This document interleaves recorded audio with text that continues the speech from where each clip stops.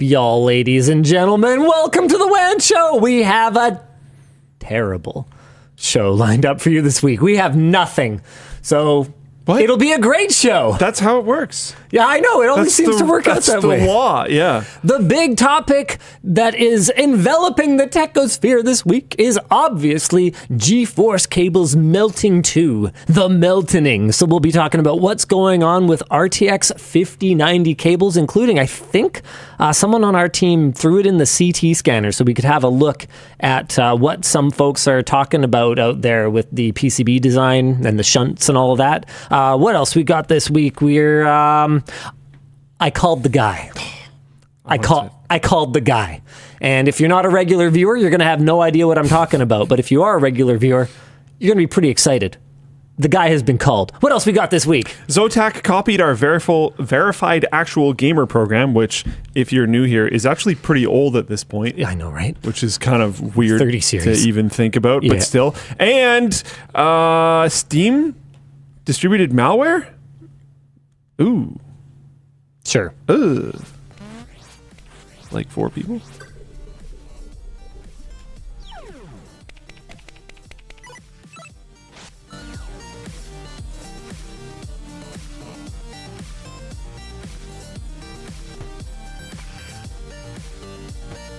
The show is brought to you today by Odoo, Odd Pieces, and CORSAIR, and of course, by our wrap partner, dbrand, and our chair partner, Secret Lab.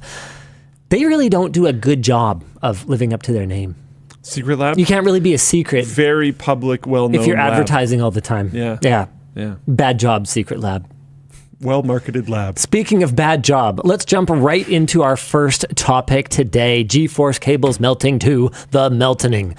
Here's a bit of a recap from last time, from GeForce cables melting 1, A New Hope, and I don't know.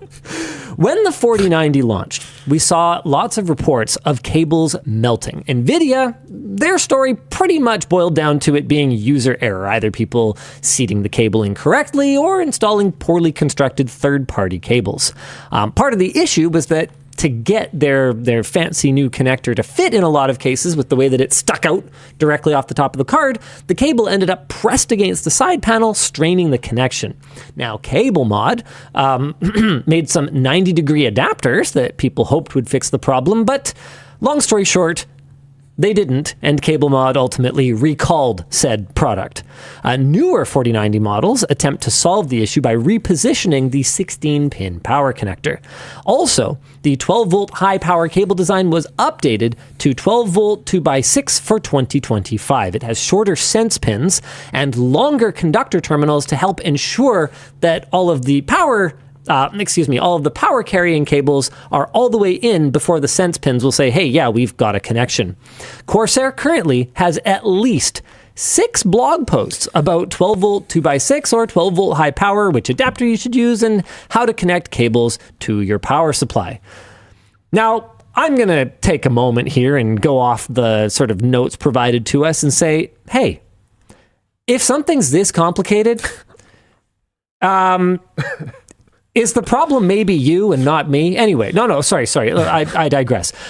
Reports of more failures with the 4090 and adapters continue to pop up all the way into 2025. PC Gamer ran an article in April last year stating that one repair shop in the LA area saw about 200 cards and adapters with melted connectors over a 1-month period. Wow. And Tom's Hardware ran an article yesterday called The Dark Side of Gaming, finding that their 2-year-old card's connector had been melting, despite no obvious performance issues.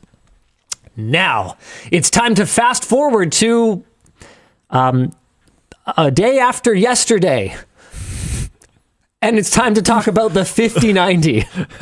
We are now seeing more reports of cables melting. Reddit user Ivan6953 made a post a few days ago showing melting on both ends of the connector.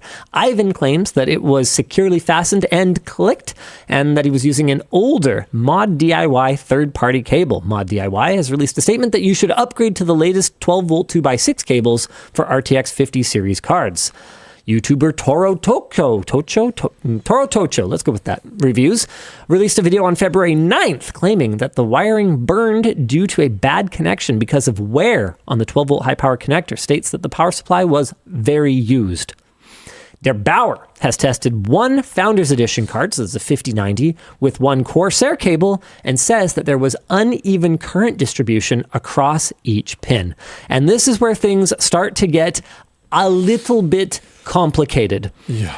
And where things start to get a little bit drama-y. So, the connector is rated for 9.5 amps per power pin and 1 amp per signal pin. Okay? Der Bauer saw readings over 9.5 amps. In fact, in his first video, he saw over 20 amps on one wire. Then, Johnny Guru, who works at CORSAIR and used to be kind of the power supply reviewing guy back before he worked at CORSAIR, said that was impossible.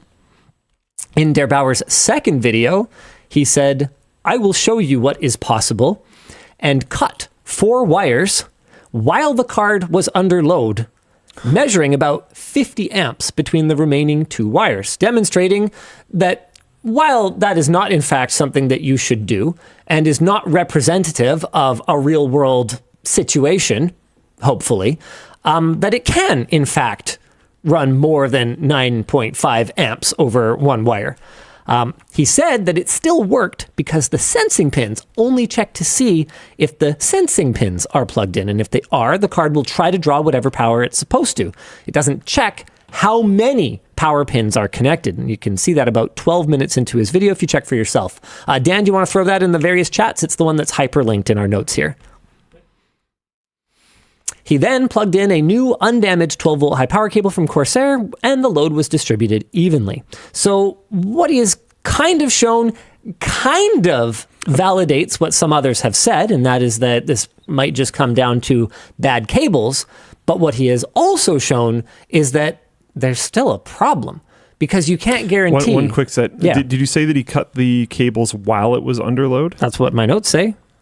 People are saying that it was... Oh, sorry, he cut the 4 wires and then... Sorry, no, not while it was actually on. That would be crazy. Let's back up a bit. He cut the 4 wires and then measured the remaining 2 wires with a current clamp while it was under load. Sorry. All right, cool, good. So he's demonstrated 2 things. One, that the issue could very well be, bad cables, not necessarily bad cards, but also that it seems to go a little bit deeper than that, because if a card that is good can't tell that a cable's bad, well, that could be an issue, couldn't it? So this is where the plot thickens. Roman goes on to say, this is Der Bauer Roman, that this wasn't a problem on the 3090 Ti because it had monitoring and load balancing built into its power delivery design, while 40 and 50 series cards do not. More on this from Buildzoid later. Some others have sort of weighed in. Falcon Northwest are adamant they haven't seen any issues in the systems they've been building and testing with similar equipment. But according to Buildzoid, with the 30 series, there were 3 shunt resistors and 3 power phases, similar to how a 3x8 pin system would work. While with the 4090 and 5090, they only have 2 shunt resistors and 1 power phase. So the way to kind of explain this is that the 5090 has no way of knowing or monitoring which of the 12-volt cables that are plugged into it is actually bringing the power into the board. They all just join on the board. So all it knows is, hey, I'm getting power. And you might think, okay, well, a simple solution to this would be for NVIDIA to put some kind of thermal probe on the connector side of the card. But the problem is that these are toasty cards. You'd be getting so much heat off of the GPU and the memory and the VRMs that could potentially, tell those thermal probes, oh yeah, everything's, running really hot. That they wouldn't be able to tell if it's because the cable that's plugged right into it is on the verge of melting, or if it's just that the card runs pretty freaking hot because it's a 5090.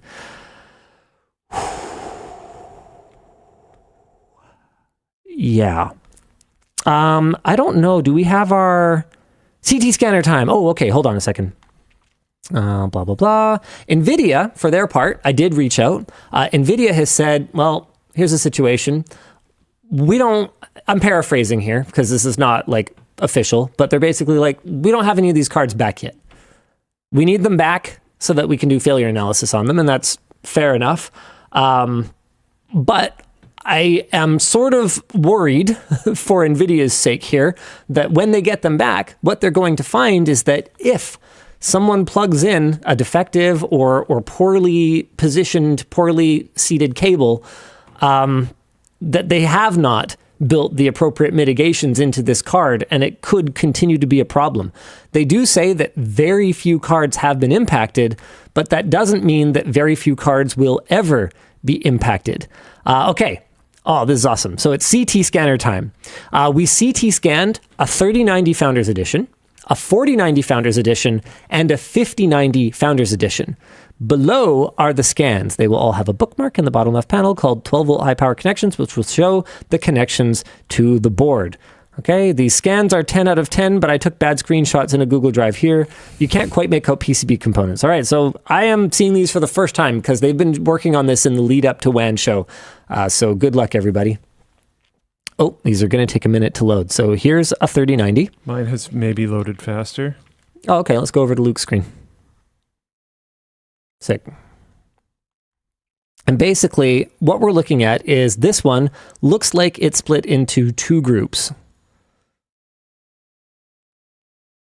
There should be a bookmark, a view. Here? Front view PCB, paper chamber. This is the power connectors. Okay. Yeah, good. Yeah, you want to flip it over?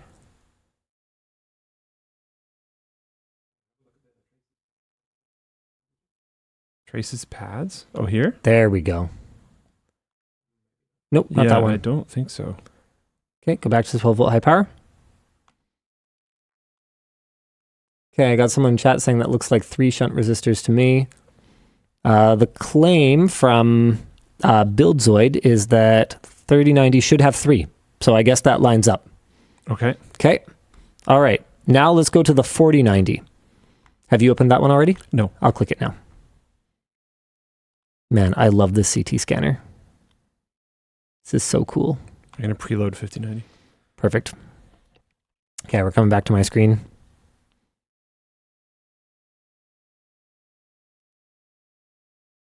Yeah, neat is definitely an understatement. It takes a hot minute to load. Just give Yeah, us a sorry sec.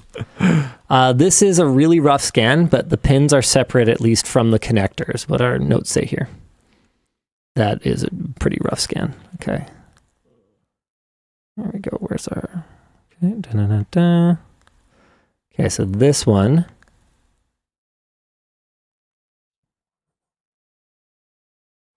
Yeah, that is a much rougher scan.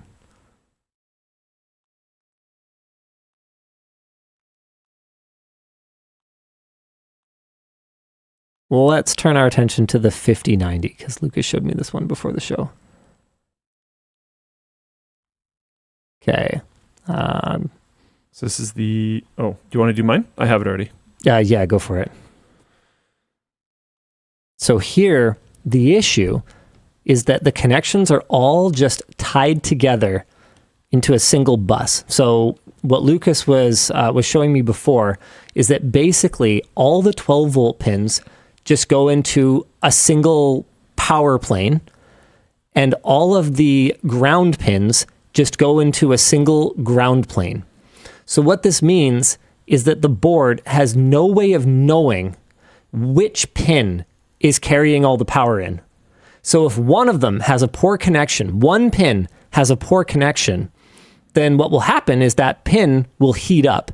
The more it heats up, the higher the resistance goes, so the worse the situation gets. Then you can have the connector start to melt, which obviously is not good for the contact of the pins. And all the while, all the card will see is, I am getting power.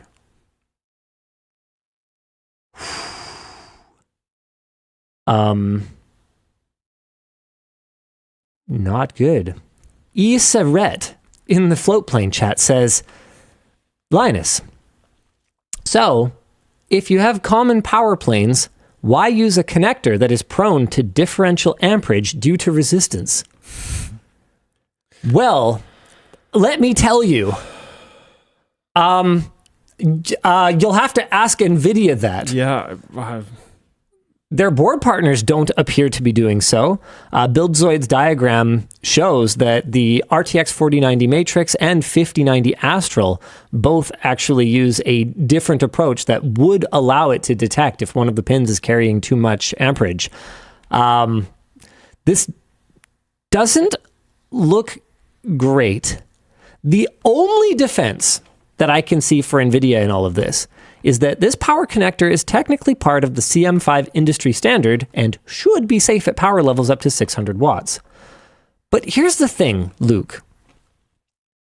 I remember back when we transitioned to this thing, with several people, I've had this conversation several times. I believe we've also talked about it on WAN Show.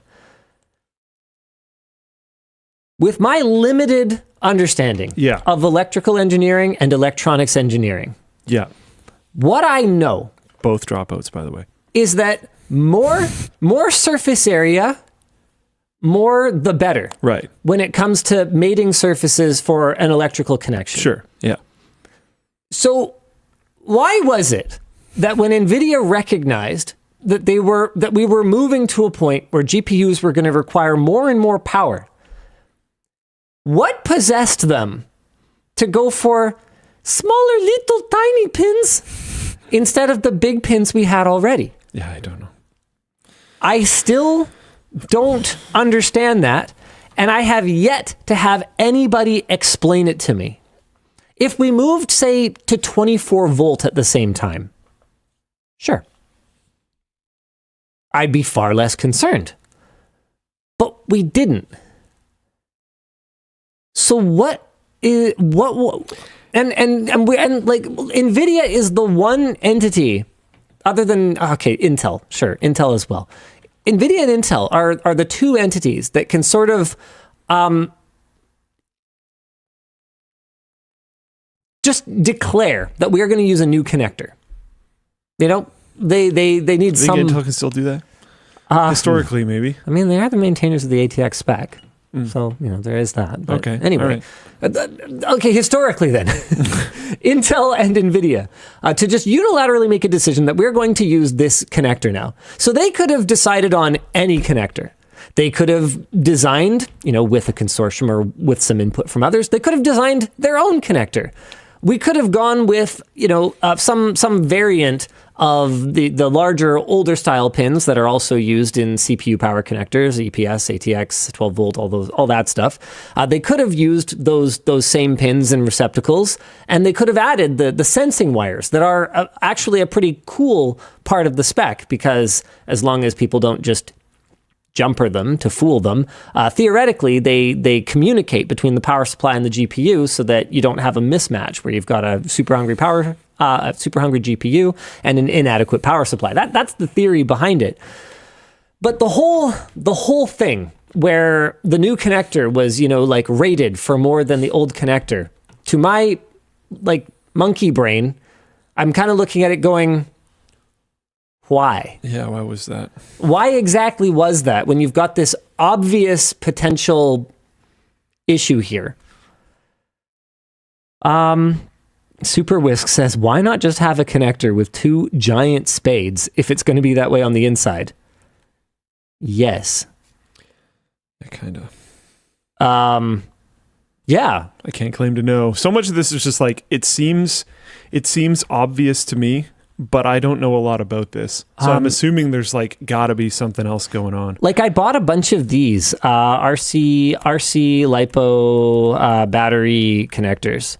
I forget what they're called. XT60s and XT90s.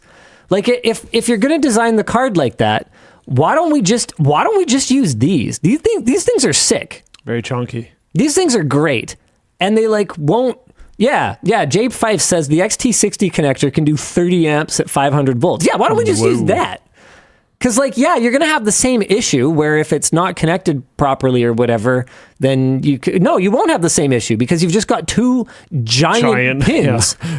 So you should plug in just fine, really. So you can't have one pin have a bad connection. There's a good amount of space separation between those two. Yeah, why don't we just use that? And stuff. Cami Hudson says, XT60 is used in my solar panels. They can carry a lot of power. Yeah. Okay, there. All right, there. That's the LTT solution. We're going to move away from the old PCIe connectors. We're going to move away from 12-volt high power. We're going to move away from all this stuff, and we're going to go to XT60s. If we're not going to have protections on it anyway, then we might as well just have a big old... I mean, look, why don't we just go for a wall outlet? I think it would look kind of cool. Let's just plug it straight into the wall. I mean, there was tons of memes about that. Yeah. Like tons of them, especially if you can plug that wall outlet in on the back of your computer. And when they have these bridging PCBs like they do on the dual flow through design, you could move the plug lower in the case. Tynan says you're still in trouble, Linus, because the current into a 5090 is like 50 amps. Okay, Tynan, I will see your 50 amps and I will raise you one XT60 connector.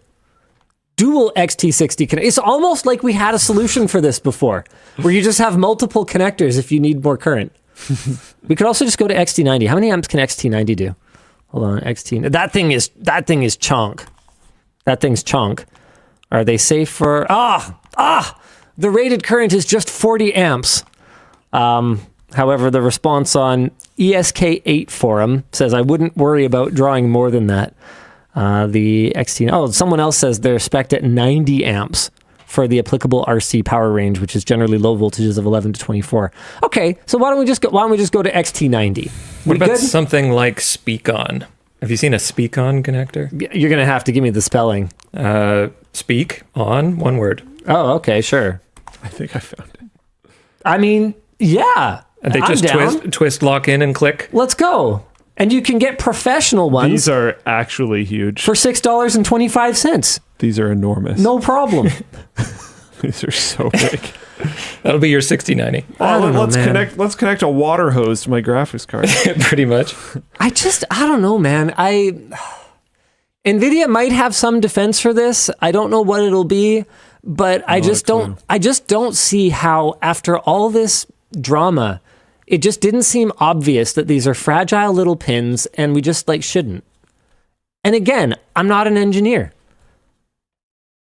But it just seems obvious.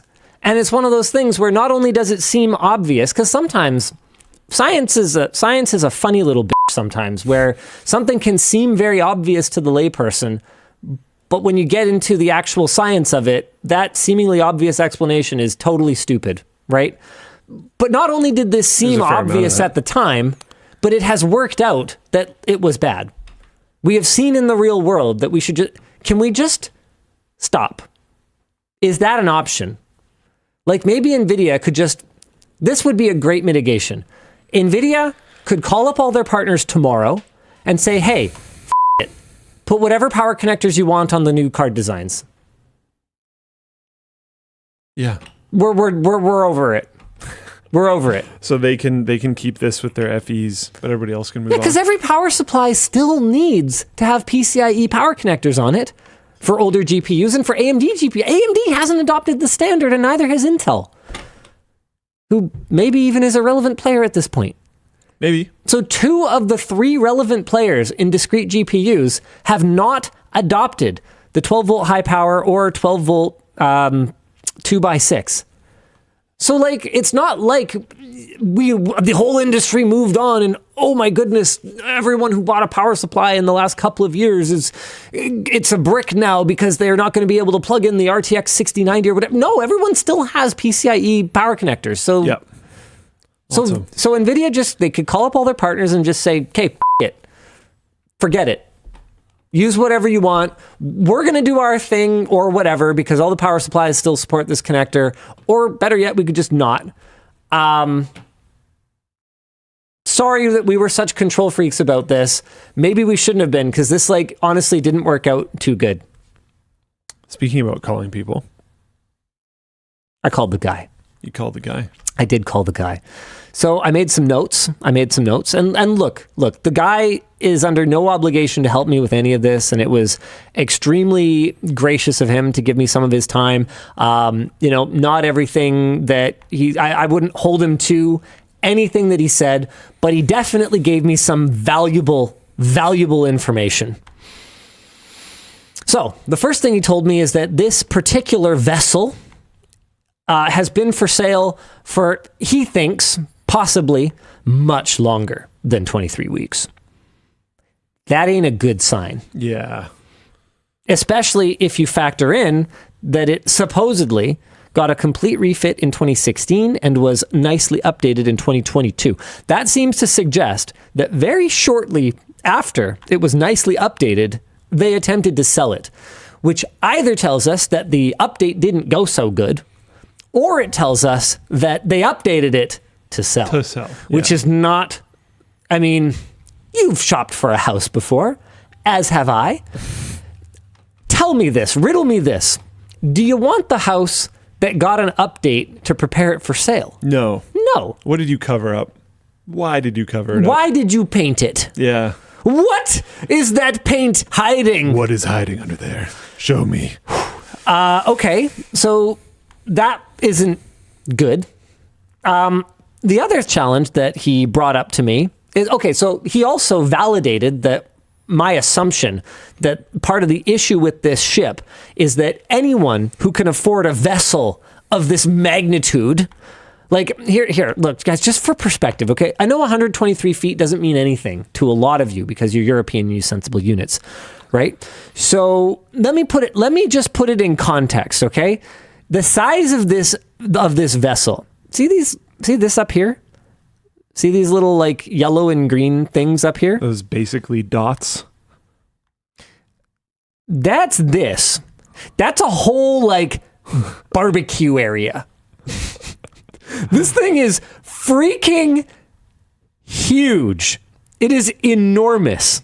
And he validated for me that my assumption that part of the issue with selling it is that anyone who could afford the upkeep for this thing could afford a newer ship.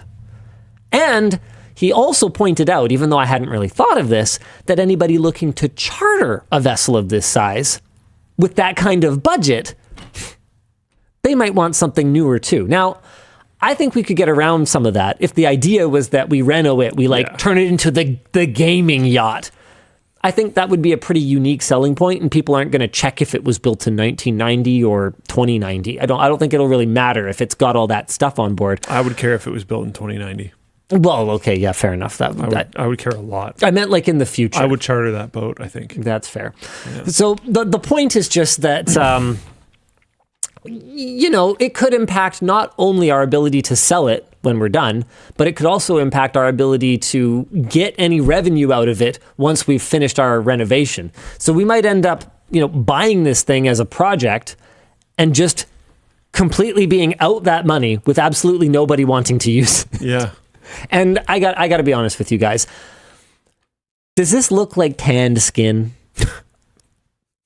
Do I look like I go outside, hang out on the water? Like, yeah. I'm not really a boating guy. Right. Okay. Here's another sort of rough number that the guy gave me. He goes, upkeep on a ship this size, they kind of say 10% of the value. But let me put it this way. That ship is listed for about 1.7 million US dollars. And that's annually, 10% annually. So it's listed for 1.7 million US dollars. And you'd have to have at least 2 to 3 crew on it. And if you wanted to have like guests on board, it'd probably be more like 5. So you've got your captain, you've got an engineer whose full-time job it is to like take care of this ship. Keep the boat running. You have at least one more. And then for charters or whatever, you'd need a couple for, serving and cleaning and stuff like that, right? It's practically a floating, like... hotel. Like, yeah, presidential suite. Yeah. Like, it's huge. Yeah. So I think you guys probably have figured out the problem with that math then, because 10% of 1.7 million US dollars would be 170,000 US dollars For 5 staff. for 5 staff. Have fun. Also, don't forget about regular cleaning of the ship itself. I'm not talking like cleaning the rooms. And painting I'm talking, pretty often. and painting and dealing with it anytime something breaks. So 10% of the value, yeah, that's probably based more on 10% of the value, like when it was valued like it was new, not like today. So you could easily be spending 30% of the value of this thing, 40% of the value of this thing a year, depending on whether something goes wrong. There's another big problem. Are you waiting for the part where I talk about the good stuff? No. Yeah. I want to know what the next big problem is. Okay, all right. I feel like there's more than one more. Yeah. So the next big problem is that it is 123 feet long. Why is that a problem? Where the hell are you going to moor it? Right, it doesn't come with that, right? Well, it could. He said he would reach out to the guy and find the other guy and find out if mooring is included. But what I can tell you now, without naming anybody, is I looked on the website of the place where it is moored today, and I'm going to change a few details just because I don't want to out a particular organization and their particular policies. But in order to even qualify to have a conversation about mooring my boat there, I would have to have... Do you have to join the yacht club? No fewer than 4 references. Whoa. Who can vouch for me. Wow. And I'm changing some numbers and changing some details because I don't want you guys going and bothering any... One of the most confusing things about obscenely high society to me is how many people are in it. Yeah. That's the weirdest thing. Yeah. Like you drive around BC and it's like, man, that's a nice car. What an incredibly high amount of $3 to $10 million homes. 3 to 10 million. Please. Let's go have a look at Shaughnessy, a neighborhood in Vancouver, British Columbia. Here we go, boys. Oh boy. Meet Shaughnessy. In this neighborhood, $3 to $5 million would buy you nothing. I feel you should realtor.ca it. Try $30 to $50 million. 30 to 50. Yeah, okay, you can see it. Oh, it's you massive. can see it from way out here because you got your actual downtown density, your high rises and all that. Mm-hmm. You got your urban density, and then you got this that basically looks like freaking what would I even compare it to? Yeah, it looks like Delta. Yeah, but it's just right smack there in the middle. Smack in the middle. I've never of looked at this. The entire Vancouver Burnaby area. Ever been to that area? Oh, to be honest, maybe driven past it. I have a relative that lives near there, and when I say near there, I don't mean on one of the big plots. I mean in the densey parts, around it, in the city. And so, just for lols, once I was like, we should go drive through. Dude, look how many of these places have pools. Look at the percentage of poolage here. Wow. We're in Vancouver. And as someone who owns a pool, there's some private tennis courts. That's always a good sign. As someone who literally owns a pool, I will tell you, owning a pool in Vancouver is fucking stupid. Yeah, kind of. For the percentage of the time that you can actually use it out of the year, the amount of maintenance and cost is fucking stupid. It's actually stupid. And look at this. Look at this neighborhood. Oh yeah, right. So it's not just the pool. I mean, what is this? What is this, man? Oh, if I bought this place, I would complete it. We'd have the square, the circle, the triangle, and the X. I would fix that up for them real good. What is it? Is it space or shift? I can't remember. Space, middle. I can never remember how to get to the other view on here, Ben. But man, these places are friggin' wild. If you have a tennis ball court behind your house and you're in Vancouver proper, this land right here for this tennis court wild. Is worth millions of dollars. I was going to say that alone is worth millions for sure. It is a millions of dollars tennis court. For sure. Flippin' wild, dude. No, it's not that one. It's the Change the camera angle one. I can never remember. There it is. Hey. Oh, yeah. Dude, so that gives you just the like... density difference is wild. Yeah, compared to like right next to it. Huh. Look at this. You just cross Arbutus, and it's like, yeah, we like our privacy. We like all our trees. Look at this. Look at this. Wow. Glencroft House. What else is in here? Ah, yes, Canuck Place. Actually, that's a good organization. Singdock Monastery Association. Very best roof? What is that? What is very best roof? Roofing contractor, 5 stars. All right, well, I guess they have the very best roof. Good for them. How did we get onto this conversation? You guys want to see some Shaughnessy houses? It had something to do with the yacht. Oh, yeah, that's right. I was talking about the tech yacht. Okay, how many people you need to know to get your mooring? Oh, yeah. And then I pointed out that, like, it's crazy how many incredibly rich people there are. That's the thing that always surprises me. It's like, what do you mean? Okay, do you guys want to see some houses in Shaughnessy? Do they care? Are they still into just like our overpriced real estate? I think it's funny. I think it's really funny. All right, cool. Let's do it. Here we go. Realtor.ca, boys. I know this is super generic, but I showed Emma recently some Texas mansions that I would like make a lot of money selling my apartment and buying. Oh, yeah. And I was just like, what the heck? Dude, there is not a single house for sale in Shaughnessy right now. Do they sell it in some other way? No. You have to know people? No, normally there's definitely stuff in here, but it's not loading anything. Oh. No, that's not in like the rich part of Shaughnessy. No, this is nothing. The heck? That is very surprising to me. Do I have filters on or something? I don't think so. You know what it is though? You know what I bet it is? There's been, I wouldn't call it a crash yet, but there's certainly been a correction. There's been a downturn. Yeah. There's been finally a correction in Vancouver real estate. And even as someone that is significantly invested in Vancouver real estate, I have been rooting for this for a long time because it is not good for our society for nobody to be able to afford somewhere to live. It is deeply broken up here. Yeah. It hasn't gone down enough yet, but it has changed a little. And people who own $25, $30, $40 million houses are the kind of people that aren't necessarily under any pressure to sell when the market isn't good, when the market's not right. So if I had to guess, I would say that nobody is selling right now in there because... I think we've got some. I think yours just wasn't working. Oh, what's wrong with my Realtor.ca I'm then? not sure. Well, here we go, boys. I've got a few. 1263 Balfour Avenue. 26. Now, these are Canadian rubles. So like $30, but still. So we're looking at about 17 million US dollars, 16, 17 million US dollars. Only fairly recently though. Whew. Like last year before, it would have been a lot more. Woo!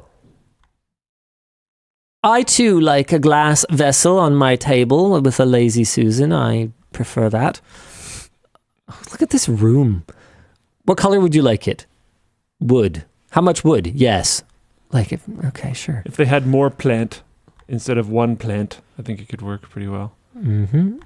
Ah, yes. Sorry, this one. The indoor pool also has a pool, but we didn't like it outdoors because and the indoor hot because tub. Linus said it was fucking stupid. So we put it indoors where we can use it all year round. Oh man. Jeez. It looks like it's, in the country or whatever. Yeah. But this is in the city. Yeah. How much land do you get for 26 million or whatever that was? Oh, just like land? Yeah, I mean, what's the lot? I don't know, depends. Oh, shoot, I missed that. I don't remember. Compare that to a $17 million US super mansion. Yeah, dude. Oh, yeah, dude. Vancouver is comparing it to pretty rough. Yeah, almost anywhere, man, is crazy. Okay, get this. I don't know how we're all still here. Get this. Okay. Yeah, you're not looking at. Okay, how big do you think the lot is? from my perceptions, it looked like it was a tight wrap around the house. I don't think it was a huge lot, but I could be completely wrong. Let's say 9,000 square feet. Oh no, you'd be pleasantly surprised. It's more than that? Oh yeah, you'd be How big was pleasantly. the house? The house is over 10,000 square feet. Well, okay. That is an enormous house. So I think part of the problem of your perception of, or your ability to estimate it here, is that That's a massive house. we only saw a few of the rooms. Right. So you didn't really have anything for scale. And Yeah. and that's an old neighborhood. Those are big trees. Right, So you didn't really have, I think, a right. sense of the proper scale of this house. It better be an acre. It's not an acre. Somebody says 2 acres. It is not 2 acres. Okay. I would think it would be a stretch if it's more than 15,000 square feet. Okay, Dan, what do you think? I'm going to probably say half an acre. You'll say half an acre? All right. Luke is the closest without going over. Well, It's 17,900 I'm square pretty feet. close. Yeah. How many square foot is half an acre? About 20,000. 20 something. Oh, okay. Yeah. Yeah, maybe a little bit He less. said without going over, so it's not really fair. I think it's pretty Yeah. close. Well, in it's between ours. always Price is Right rules. I don't make the rules. Yeah. I don't make the I think rules. it's pretty close in between. Bob ours, Barker so. makes the rules.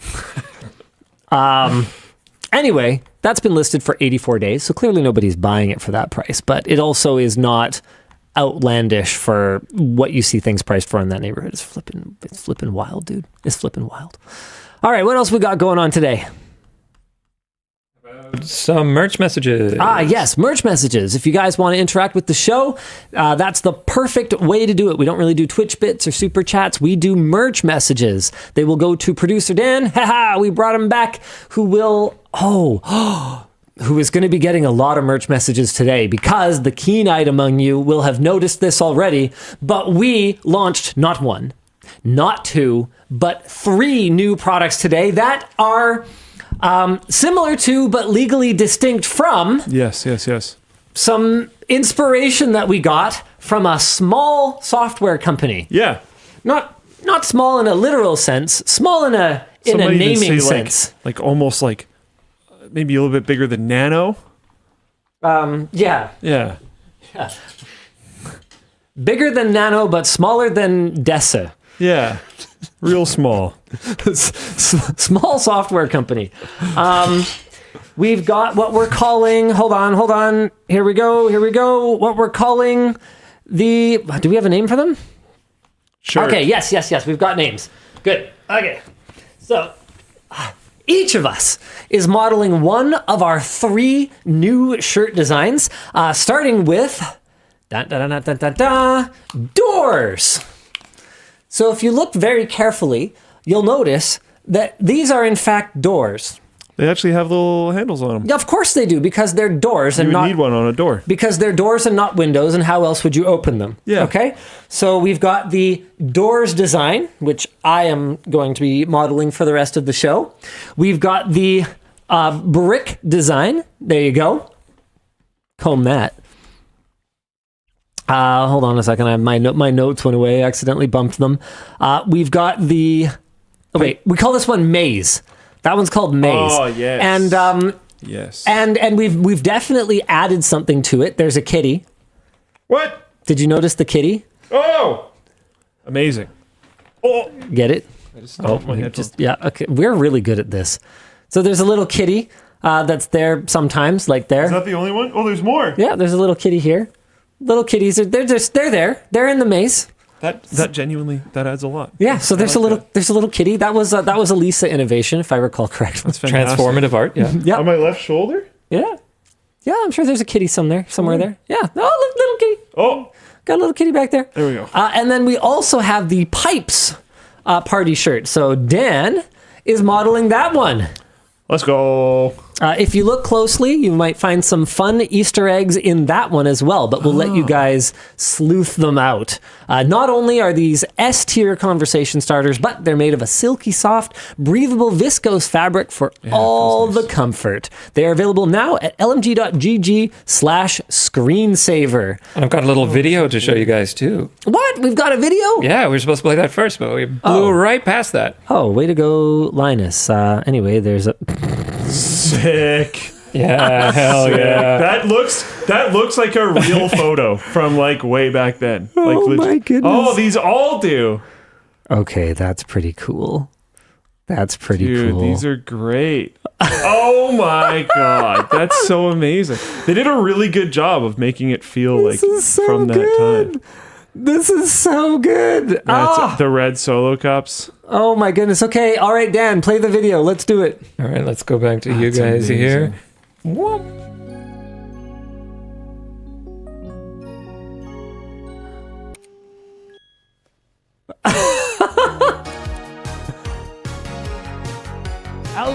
LTTStore.com.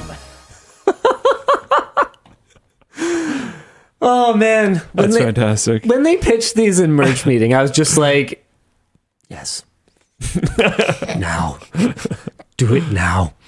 We'll also have some Floatplane exclusive behind the scenes of this photo shoot where we had a ton of fun building out a 90s style mom's basement set for the product shoot. I think you said we're going to have. I think they already have it. Oh, Yeah, it's up. Oh, it's up now. Yep. So there it is. It's up at lmg.gg/floatplane. It's 25 minutes long.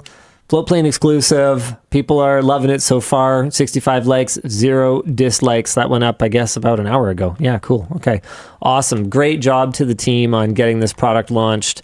Yeah, I'm super stoked. I don't want to be like that about it, but guys, we have no idea how long this product will last. Yeah. We have no idea if we will ever be able to print more of them. It's possible It's possible. that a really small I mean, these are doors. software company These are doors. could. I don't think they'd have a leg to stand on. These are doors. And there's kitties in there. That's true. There's I found kitties the in one there. on my shoulder. It was up here. I mean, thought they were saying it was like on the back. And is just a depiction of the internet. It's like my collar. That's just the internet. So I don't. The internet is a series of We're gonna pipes. get sued by Dan Flashes. But I'm just saying that it is possible that if you want It's too complicated. a conversation starter party shirt, it's very similar to the original party shirt. So if you guys liked that one, this is that, but with a very, very cool modern design. Yeah, you should probably just order whichever ones you want and like do that. All right. What else are we supposed to? Oh, right. We're supposed to do some merch messages. So you go on the store, you type in your merch message in the cart, and it will go to producer Dan, who will read it, pop it up down here, or even curate it for me and Luke to respond to. So Dan, you got a merch message or two for us? I do. Watch the behind the scenes video for the screensaver shirts. Do the older staff sometimes find it hard to relate to the younger staff? What do you do to try to keep yourself up to date with the current meta? Meta's an interesting choice there. Dude. League player. Elijah Or hasn't Twitch watched Frog. The Lord of the Rings. I don't like learning things about that man. He hasn't seen it. He like knows a lot of iconic moments and stuff because of memes. Meanwhile, my family's starting our marathon this weekend. Yeah. So it's not just that there were different movies, because I think when we were kids, our parents definitely listened to different albums and they watched different movies, but they definitely listened to albums and they watched movies. With some of the younger people that are joining the company now, not all, but some of them, they literally don't watch movies, like a whole movie. It's I've just, never heard of that. oh, dude, it's just, I'm probably very disconnected. it's with just not their medium. the youth. So It's I not don't their know. medium. Yeah, Artie's in the chat right now. Me, yeah, it's a thing. My only exposure to the youth really is when I go to the gym. Sorry, you mean watch one thing for 2.5 hours? Luke, that has Like been a just one? terrible experience every single time. Yeah. What was I going to say? Yeah. Can't they just sit on their phone while they watch though? Don't they like watching two things? Like I would think movies would almost be a good medium for them. But then that's just one thing. need- For But that, you sit on the couch I need on your background phone noise while watching the movie. For No, my because- doom scrolling. no, because movies require a level of cognitive engagement. I don't disagree. I disagree. You disagree. Yeah. As someone who grew up with their computer in the family room, who would leave one ear off so I could listen to the movie and watch sometimes during certain points and play games the other bit. Okay. So I think there's a lot of movies that you could kind of enjoy like that. Like if you're watching Good Burger, sure, fine. There's a lot of movies like that. This is true. Actually, if we look at recently released movies over the last, honestly, 6 years, that's the vast majority of them. But we started this conversation with The Lord of the Rings. The Lord of the Rings, you gotta dial in. You gotta focus up. Now, what about reading the important. books? But- We talk about them not watching movies. Well, we'll get to that. But first, no, I would make the argument that if you want to have any flipping idea, which one of the hobbits is the one that's obsessed with food, and which one of them is the loyal one, and which one cries a lot, or whatever, you have to be somewhat paying attention because The Lord of the Rings has a lot of characters. I will agree with Lord of the Rings. Yeah, I would want someone to pay attention.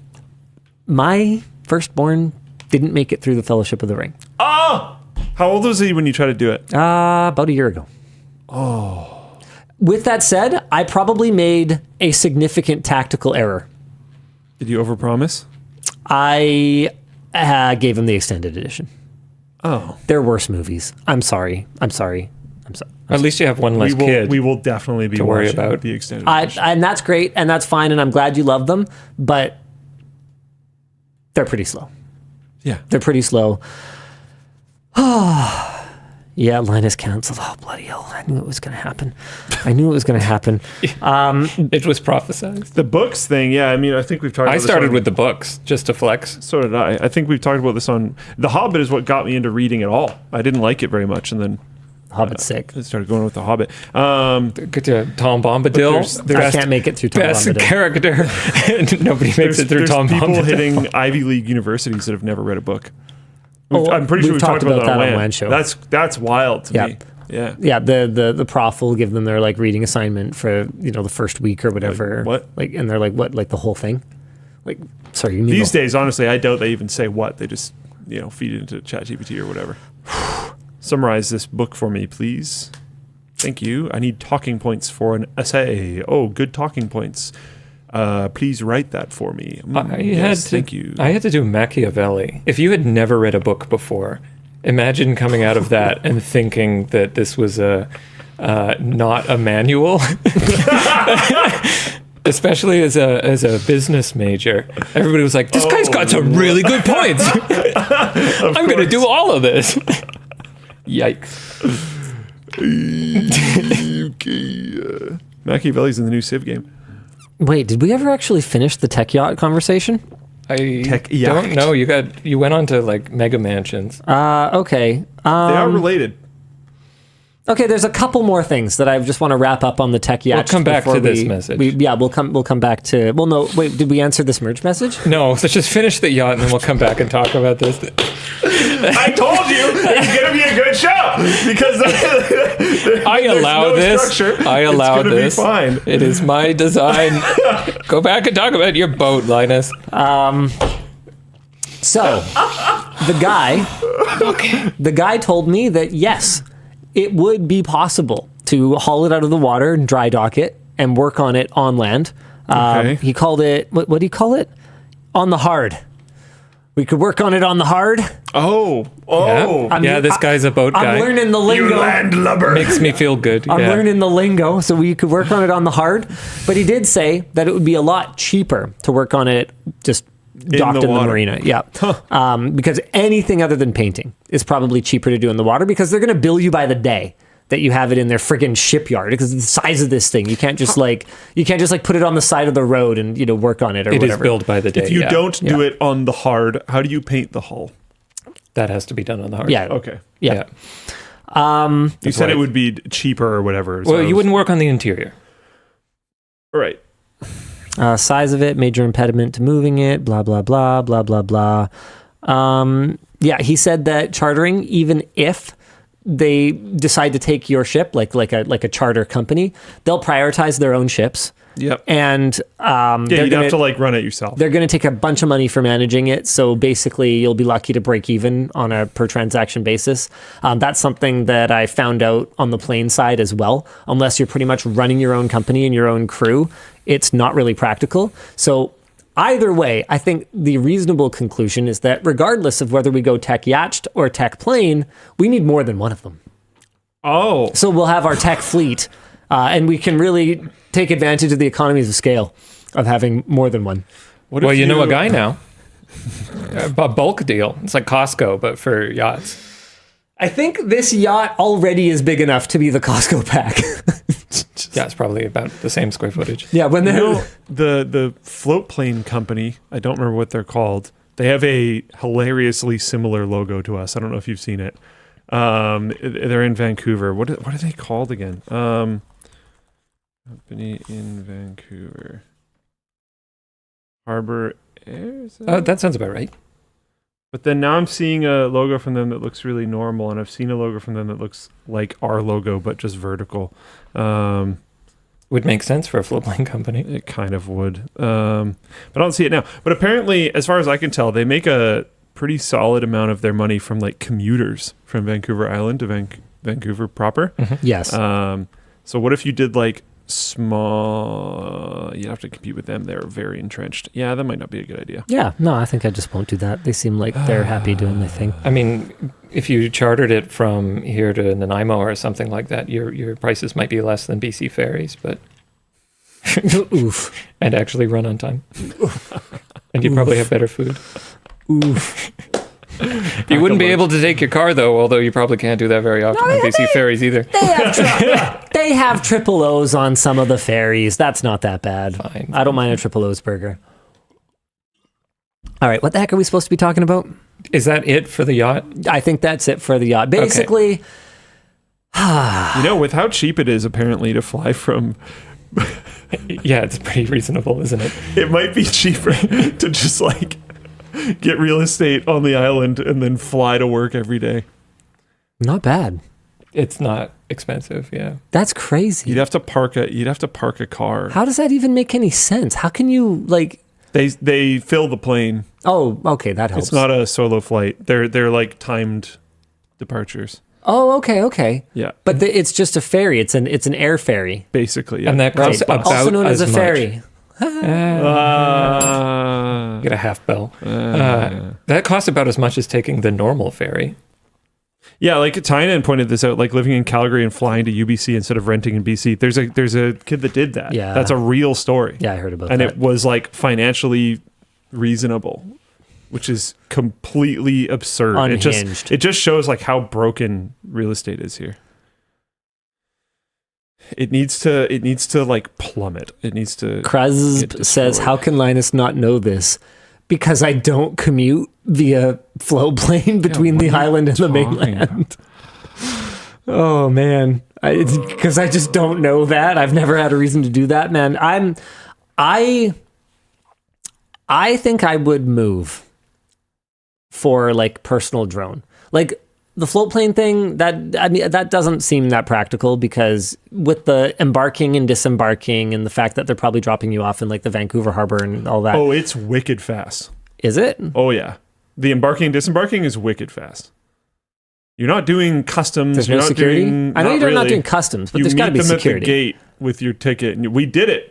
Really? Remember? Oh, that's right. You guys did. It's fast. But- the whole reason of waiting is we showed up way too early and then like stood around. Okay, define fast though, because like I don't want to commute more than half an hour. There's like Because I still got to get in my car on the other side. I like, don't mean the plane speed. get to the office. You were saying embarking and disembarking. No, I mean overall. Yeah, like I'm the not whole sure. thing is like I wouldn't want to commute that. If I was in the office 2 days a week or 1 day a week, I might consider living on the island. We just went around in a circle. We did a scenic tour. We didn't fly to the island and back, so I don't know. But what I would want is like the personal drone, like the personal quadcopter or whatever. I think I would move for it. If you had a personal drone, And I could just land on my roof at home, land on my roof at the office. You'd put a like heli landing pad. I don't think the city of Surrey would allow it. I don't think Canada has made any meaningful progress on that. What if you made it so that there was like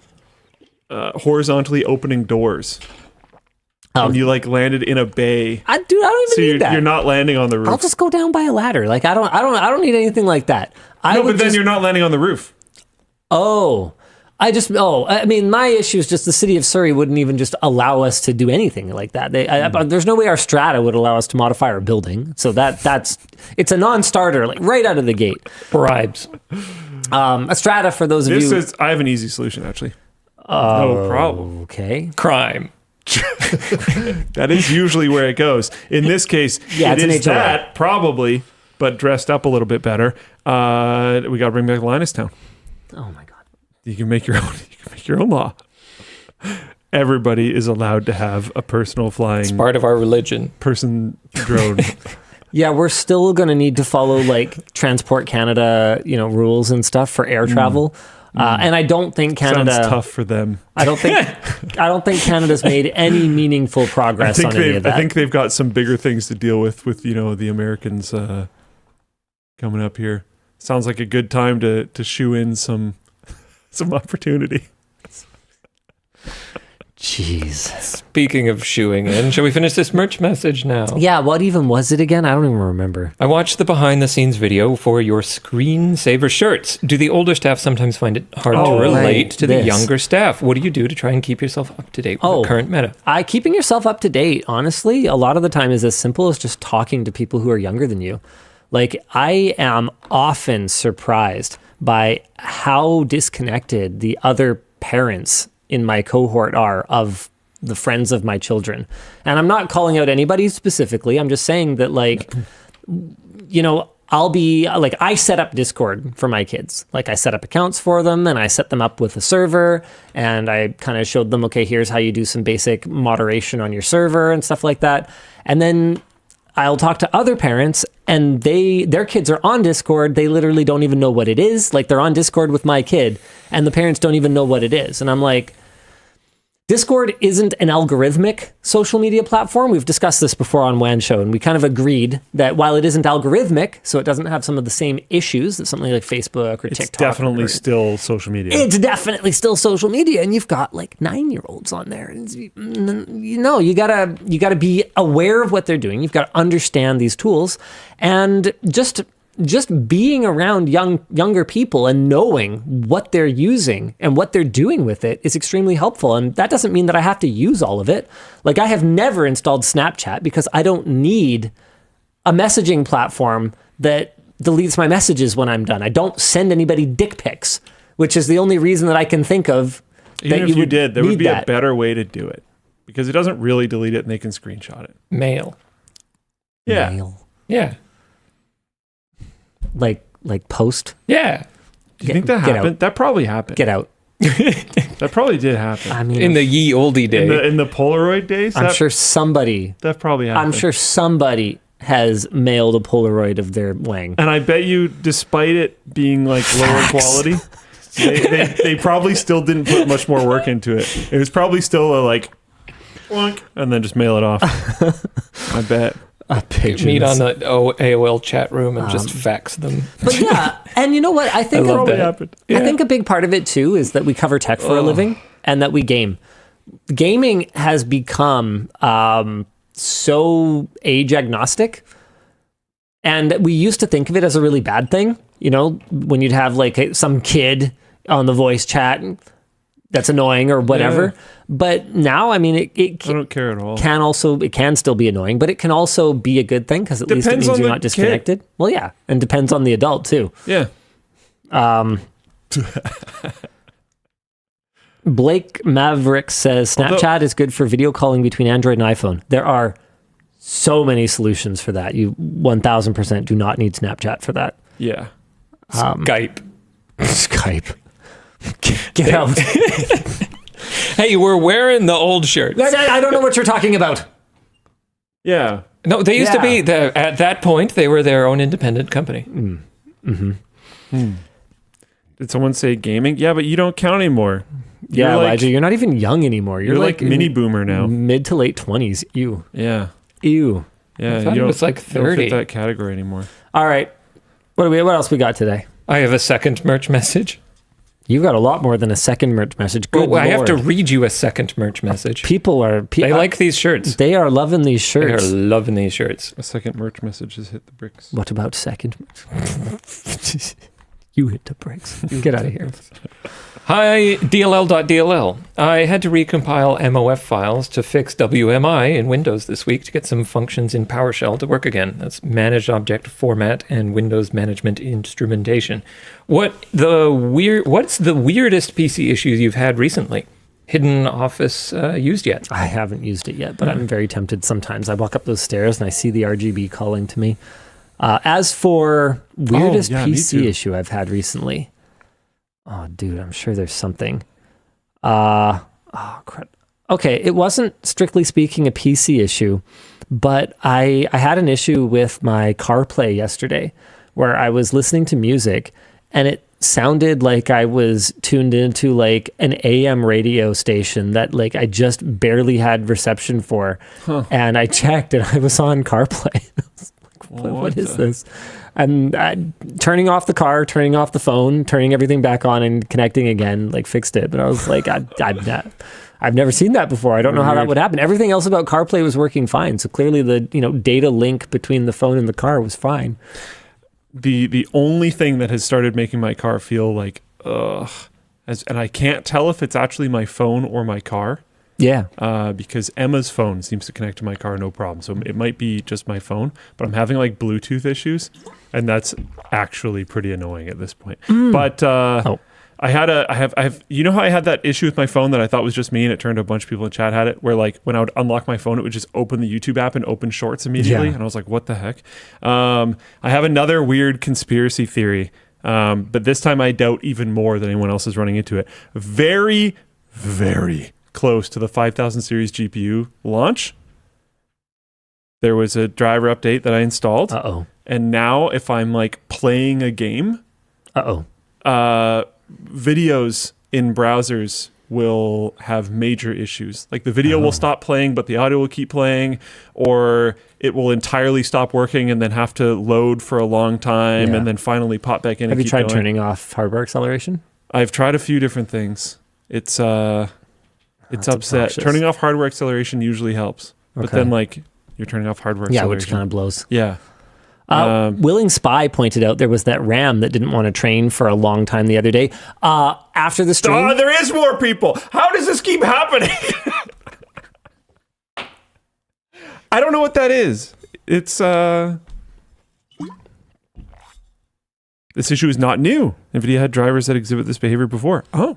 All right, there you go. I've never experienced it. So the RAM did train, and we did get 256 gigs working in that AMD system at apparently 5,200 megatransfers per second, which is pretty darn impressive. And I don't know, the whole thing didn't make any sense to me. Like during script review, I was like kind of annoyed with David for bringing me an AMD build that was using CU DIMMs, because CU DIMMs are technology that only Intel supports, and AMD platforms, you can use the DIMMs in them, but they just run in bypass mode. They don't even use any of the special tomfoolery that's supposed to allow them to go faster. And I was like, yo, we're going to look like idiots. But he's like, no, ASUS and Kingston like work together specifically on these specific DIMMs and this board to like high capacity, whatever, higher speed than usual. Yeah. Came prepared.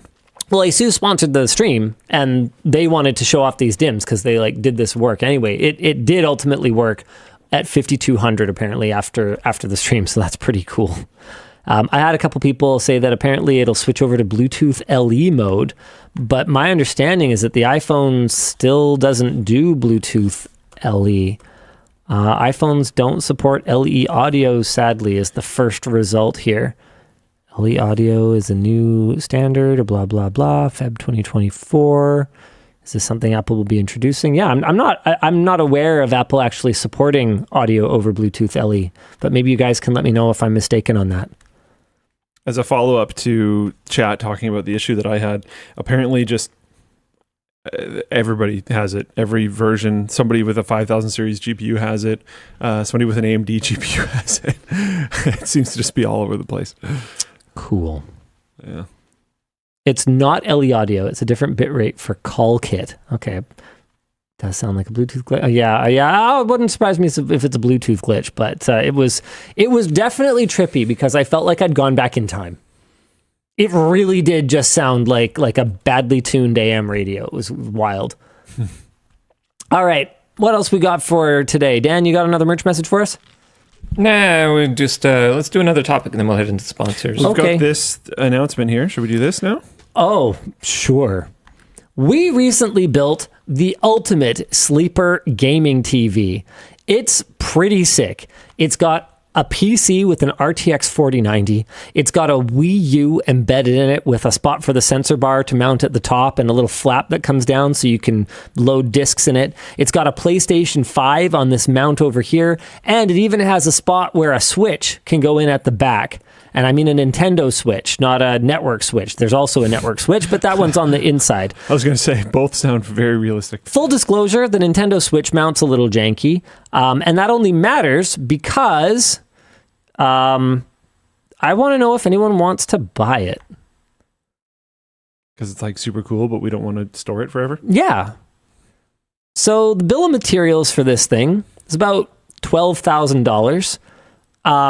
US. Is that right? It says US in the dock. It's got an OLED TV in the front. It's super cool. It weighs a frickin' ton, like, you know, a CRT would. It actually works great. The speakers sound amazing. So, yeah, if anybody, you know, wants it, it would feel really sad. It's a Wii, not a Wii U. It's a modded Wii U with an HDMI port. Mini HDMI port. Yeah. Hold on. This is the frame I want. Don't you hate that? Okay, there you go. So there's the inside of it. It's got this acoustic dampening so that the sound is better and it doesn't like vibrate or whatever. There's a couple little things you might want to do. I might configure a fan curve for those fans. They're a little loud at the moment, but it's very cool. And we get people asking us all the time, like, what do you guys do with stuff when you're done with it? And the answer, more often than not, unfortunately, is we take it apart. Tear it because down. this may surprise you, but we also have a limited number of like top spec GPUs and CPUs and stuff, and we often need to reuse them for new projects. So there's a forum post, which Dan will throw in all of the various chats. If you are interested in putting a serious offer in, please go leave a comment on our forum post, and we can't ship it, just to get that out of the way. There is absolutely no way that we would ship it. So someone wants it, then yeah. Good luck with that. What else we got? Oh yeah, we're going to do a couple of topics. YouTube is apparently the new television. Our source here is the YouTube blog. In a blog post reflecting on 20 years of YouTube, CEO Neil Mohan revealed that TV is now the most popular device by watch time for YouTube viewing in the US. And according to Nielsen, YouTube has been number one in streaming watch time in the US for the past 2 years. That, even though I live and breathe this is my entire freaking career and my company, I still find that extremely surprising. Genuinely stunning to me. I don't know. It doesn't seem right. I can never remember how this horrible new dashboard It might just be so deeply based around like the fact that if you're watching on your phone, you're probably watching short content and they're strictly going off of watch time. Yeah, but I mean, and you might leave sit there YouTube for a running long on time. your TV. Yeah, but you might leave YouTube running on your TV when you like walk away and stuff. The background noise type situation. I'm watching on my TV YouTube app right now. Wild. I'm trying to, man, I have such a hard time. This new dashboard, which isn't really new anymore, but it's gotten... What is that? So this is the comparison metrics. Whoa. So more metrics. I'm trying to look for device. And Is there a search? No. With that many things, you'd kind of End screens, clips, revenue, members, interactions, live. I can never. I've figured this out at least a dozen times, and then I've had to refigure it out every single flipping time. Is published. Yeah, I don't know. View traffic sources. View time hours. It's not traffic sources. And then there's add a metric. Here we go. Yeah, it's got to be, it's devices. It's some kind of, if anyone can find it, let me know. It's so horrible. Subscribers, comments, drives me crazy. I don't see it at all. Yeah, it's definitely in there. It's a thing. More. Oh, here we go. Maybe it's one of these. Player type. That might be it. YouTube main embedded. No, for crying out loud. Device. There it is. Okay. So watch time hours by device type. So we Here do not go. even sort of follow the trend. No, not even a little. We are not trendy boys. So maybe that's why it doesn't make any sense to us, because we are in a niche that really likes that computer. Yep. Computer. Wow. So here's last month. This is the last month that we have complete data for, and computer took the lion's share with a little under half of overall viewership. Mobile phone is next, TV third, and tablet bringing up the rear. This is probably about what I would have expected, which means I am solidly within our own private little echo. Okay, boomer. Yeah, I guess. You just said that to literally all of them, though. I mean, not literally all of them, half of them. I guess half. Yeah, fair enough. Yeah. Broadly to the audience as a bucket. Okay, boomer. Yeah, pretty It's like the Shaughnessy version of boomer. boomer. Or the French version. All right. Why don't we jump into our sponsor spots? Are we supposed to do that, Dan, or are we supposed to do something else first? Okay, we'll do that. The show is brought to you today by Odoo. Dude, let's go.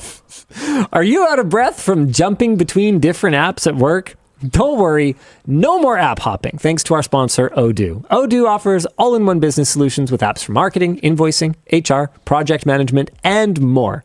Say goodbye to slow dashboards, overflowing inboxes, and endless data frustrations. Running a store? Their inventory app lets you track everything at a glance. Need sale insights? The sales app generates reports in just a few clicks. Got to find a replacement for Colton? The HR app makes posting job listings effortless. Best of all, you only pay for the apps your business needs, and if you only need one, it's free. Check out Odoo at odoo.com/WAN or click the link in the description for a free 15-day trial, no credit card required. The show is also brought to you by Odd Pieces. What is Are you happening? spending too much time watching this guy unbox things online? Who is that? Oh, wow. Dennis has... I know it's like He's been given too much power. your structure, but what face is that? It's really hard to look at, but it's impossible to look away. I can't tell what face it is. Okay. Anyway, why not unbox some fun with your family this weekend? This side. With our sponsor, Odd Pieces. Their puzzles are more than just pictures. So there we go. So you do get like a picture on the front. I actually did this one with my kids a while back. You get a picture on the front. You get a picture in the included picture sheet, but it doesn't actually match the finished puzzle. So it's like a before state. And then there's like a bunch of different little storylines, and they've got a little included comic and stuff. And so you actually can kind of see what happens after the version of the picture that you have once you're finished with the puzzle. It's pretty cool. There's also some fun additional activities. So when you're done, you don't just look at it and go, well, okay, is this one of the ones we glue together and put on the wall? Or is this one of the ones that we scramble up and throw back in the box? There's like little search games and stuff like that. I ad-libbed all of that, so I have no idea what I have or haven't talked about. Yes, here. Each set comes with 1,000 high-quality puzzle pieces, 2 puzzle maps, 2 story comics, a limited edition sticker pack, a hidden clue checklist, and an ultimate riddle. There could be a hidden story, a mystery, or even a secret ending. And when you think you're done, there might be a twist. You'll be treated to a narrative experience rather than just a stagnant picture. So check out Odd Pieces and get 15% off your first order using our link in the video description. Finally, the show is brought to you by CORSAIR. Are you fed up with cases that don't let you tweak and cool things just right?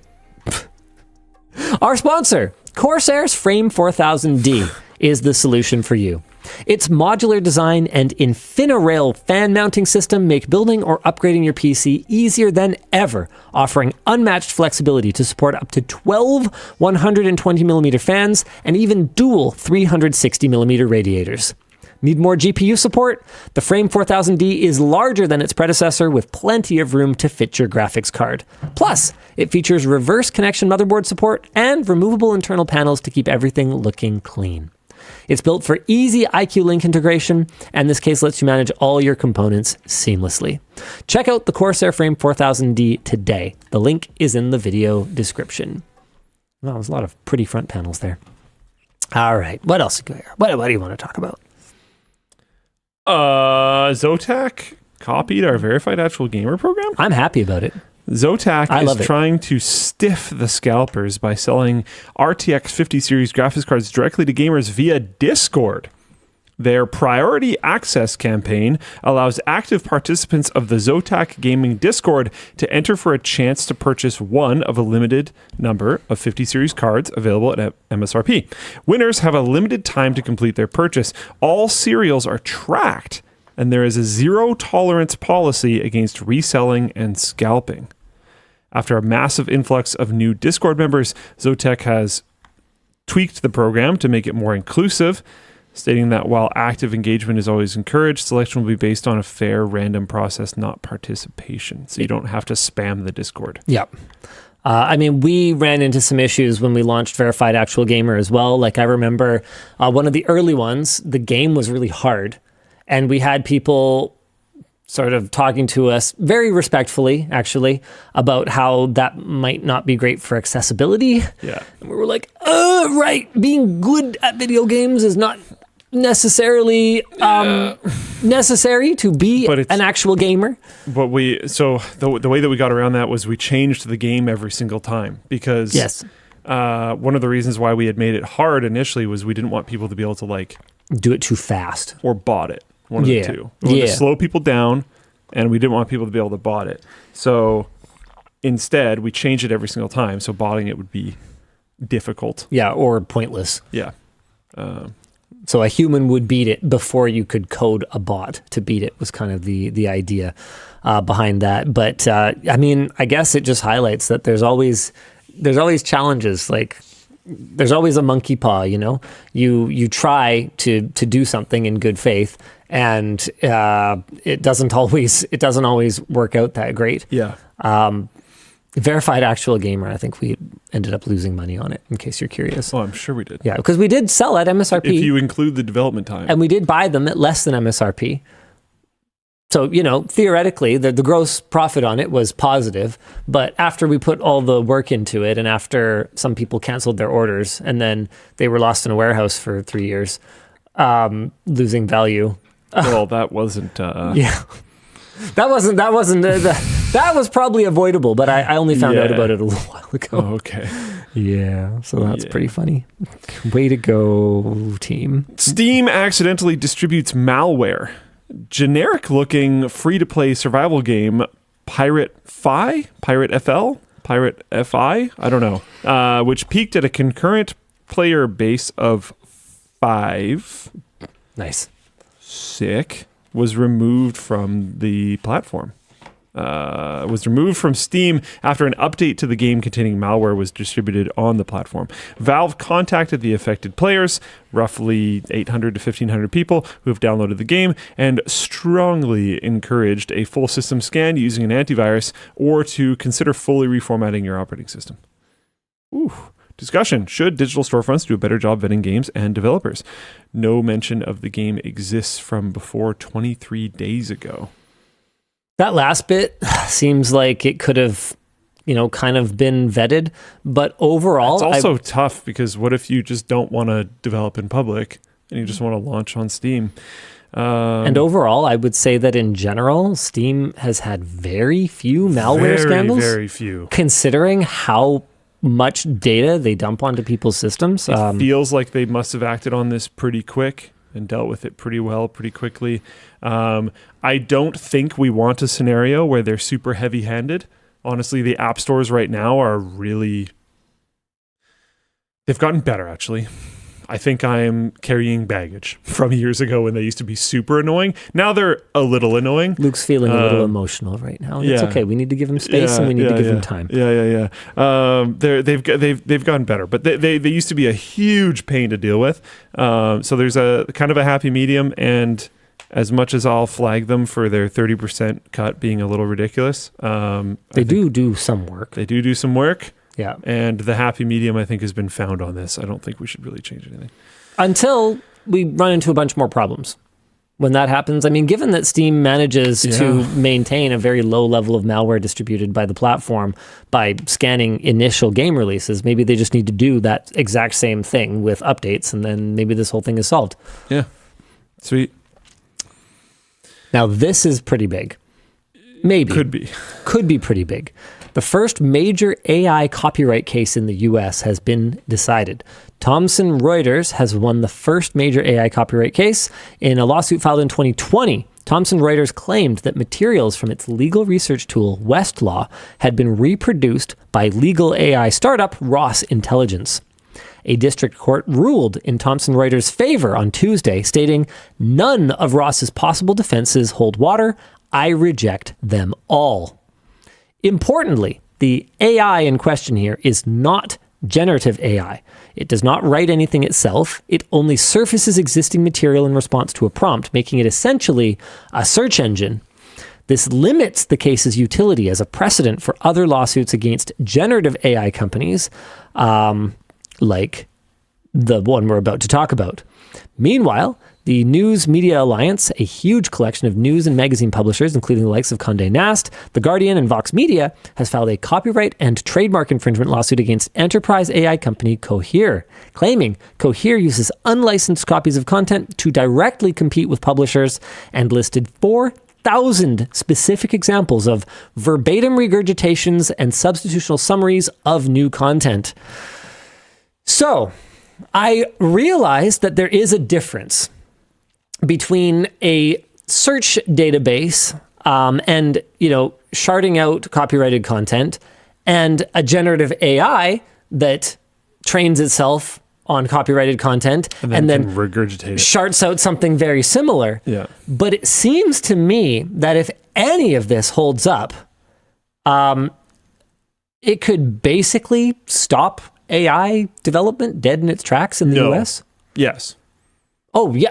No. Yeah, it'll just make America lose.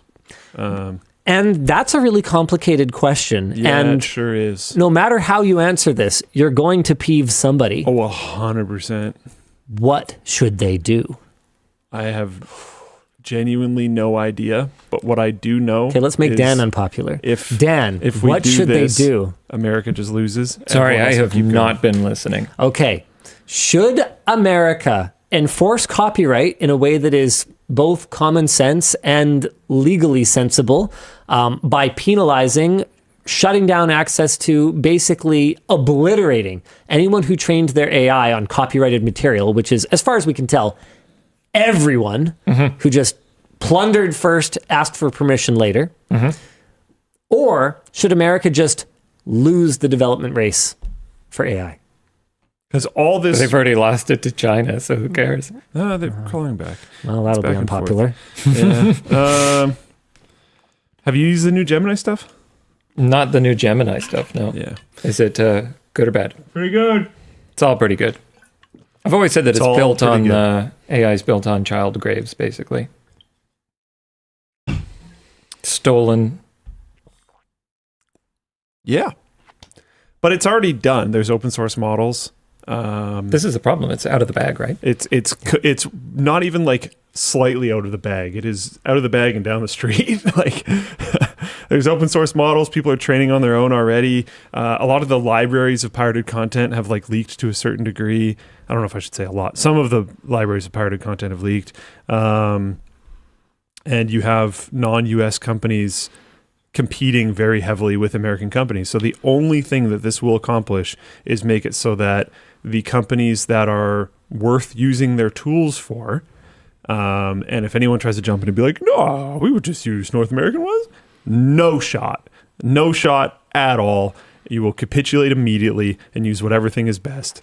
This has been proven 1 trillion times over. There's no even point talking about it. So it just guarantees that countries that are not following your laws are going to be the ones that win this particular race. So I don't know. We talked about this a long time ago, right? Like the same debate of like, oh, American lawmakers should pass laws to slow down AI development. It's like, okay. Now pass laws to lose. Like that's the only thing that's going to be accomplished. The whole rest of the world's going to keep going. Everything now is global. The laws in your particular area are They're interesting. deeply irrelevant to overall progress. But they're interesting. But other than that, I don't really know. I don't know how much impact they can have on the direction the world is going. Yep. You think China's going to stop developing AI stuff because some American companies get upset about copyright? It's over. It's done. It's done. IIRFTW that said, then is copyright dead? And the answer is, it's complicated. It's What's the? I saw this is not an original thought. I'm stealing this from someone, but I don't remember who and I don't remember from where. But one of the founders of Reddit pirated like a bunch of science papers or something, and then got like some insane amount of years in jail, and then ended up ending. What's the YouTube appropriate word for that? I think we can just leave it there. Okay. Yeah. Sure. Sounds good. Yeah. Aaron Schwartz. So like that's how hard we were on stuff back then. And then we're going to let this go. That doesn't feel good. No, it really doesn't. That doesn't feel right. That But doesn't if feel you- right for anyone whose work was stolen, 100%, including yours. including mine. Yep. But like, what do you, if you think about chess moves, what happens as a result of this? That's where it gets weird. Yeah. Because it's like I don't want to learn Mandarin. yeah. I'm joking a little bit. But insert obviously. any other one, But right? insert anything else. What's that European AI company? Their logo's an M. Do you know, Dan? Not off the top of my head. No, sorry. European AI company. This will probably find it. Anthropic? Mistral? Mistral AI. I'm just reading chat. So like, it's not just necessarily China that's going to win, but there are big companies making big moves outside of the US. Yeah. And they're all using a pretty similar pool of data, which a lot of it is American. Yeah. In one particular case, yours. So if you copyright own the Americans and make it so the Americans can't compete, that in no way will stop the rest of the world from pushing on this. I mean, copyright law in general is pretty complicated. I remember there was a big case in, I think it was Ireland, where McDonald's could not prove the trademark towards Big Mac. Oh, I remember this. Because there was already a Wasn't there a little restaurant, pub or something that was called Big Mac or something like Big that, Macs. that had been there for, longer than McDonald's had been Ever. Yeah. So even doing that type of global trademark across the countries is not possible. Copyright and trademark is just such a complicated mess. Wild. It's why we have a tech sack instead of a tech other word. Yeah. The little sack that we have that you can put tech in. But mean, yeah, I don't like. If you want to get really meta, we just changed the name. I mean, the shirts that you're wearing, No, let's not talk about that. Let's Yeah, I talk didn't think instead so. about this message from J21234. They pointed out that how can you have a certificate of authenticity? This is from the Floatplane chat that is signed by some guy who just like changes his signature whenever he feels like it. I will say both of those look real.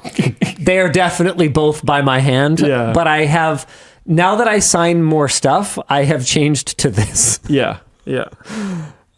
This takes too long. Yeah. That's all I have to say about that. Sorry. I can't believe you got, by the way, the Lambo of beanie those? and the Lambo I wonder hot potato hoodie. What incredibly small amount of people accomplish that. One, probably? I don't know. I wouldn't be surprised. This if it was looks one. well worn, dude. This looks like they have been enjoying that $70 That's sick. toque. A loss of US-based AI tech would cripple medical and scientific research if we have to continue with old methods while other countries research with AI tools. Our state and federal governments have started a ban on foreign softwares. Yeah. I mean, this is what I'm talking about. This is why I'm saying you're just making yourself lose. But then that doesn't feel good because it doesn't feel like justice because a ton of people were just ripped off to the tune of what should probably be billions of dollars. Yeah. And they'll almost certainly never see anything for it, which is like clearly not okay. Yeah. And I mean, realistically, we're going to end up embroiled in controversy when people are asking 4 years from now why we didn't raise the alarm about this. We knew. To be honest, yeah. We knew that AI was ripping people off. This one group knew. Why didn't they do anything about it? Why didn't we stop it? Why did they only talk about it on their live show? Not everybody watches that, Big Luke. jerks. Not everybody watches that. But yeah, I don't know. It's weird. It's very uncomfortable, honestly, to think about. It doesn't feel good. I don't think there's a feel good answer here. It's do the thing that feels right and lose as a nation, as a country, as a society, or do the right thing and fade into the dustbin of history. Yeah. Essentially. Or do the wrong thing and try to stay on top. So do we do the wrong thing for the right reasons? Do the ends justify the means? Go, quick. But that's, I mean. Summarize 1,000 years of philosophy in one soundbite. Yeah, sick. Good luck with that. Be excellent to each other. Thanks, Luke. Luke agrees with stealing from others. Oh, God. I do not. Amtrak demonstrates great taste, encouraging CRT use on their trains. And our source for this is Amtrak. No need to hit pause when you ride with Amtrak. Remember the blissful rush of playing your Nintendo Switch in the backseat of the car, racing to snag one last power-up before the battery ran out, not a care in the world as someone else took care of the driving? Well, there's good news. The technological wizards at Amtrak have created a sort of time machine that simulates this experience. But now there's no parental figure threatening to turn the car around and take away your gaming device. With plenty of power outlets for your gaming devices, complimentary Wi-Fi, loads available space between you and your sticky-fingered siblings, and overhead storage you can access anytime, there's no better way to keep the gaming lights on than train travel. So go ahead and bring that extra CRT for the Smash Melee tournament or an entire dual-screen monitor setup. You would be far from the first. I almost want to challenge them on this. Oh my goodness, this is amazing. This is the actual Amtrak website. That dude had an Amtrak branded DS, by the way. Right? That was wild. What the heck? What are we even looking at here? This is so based. You should do it. You should host a LAN on a train.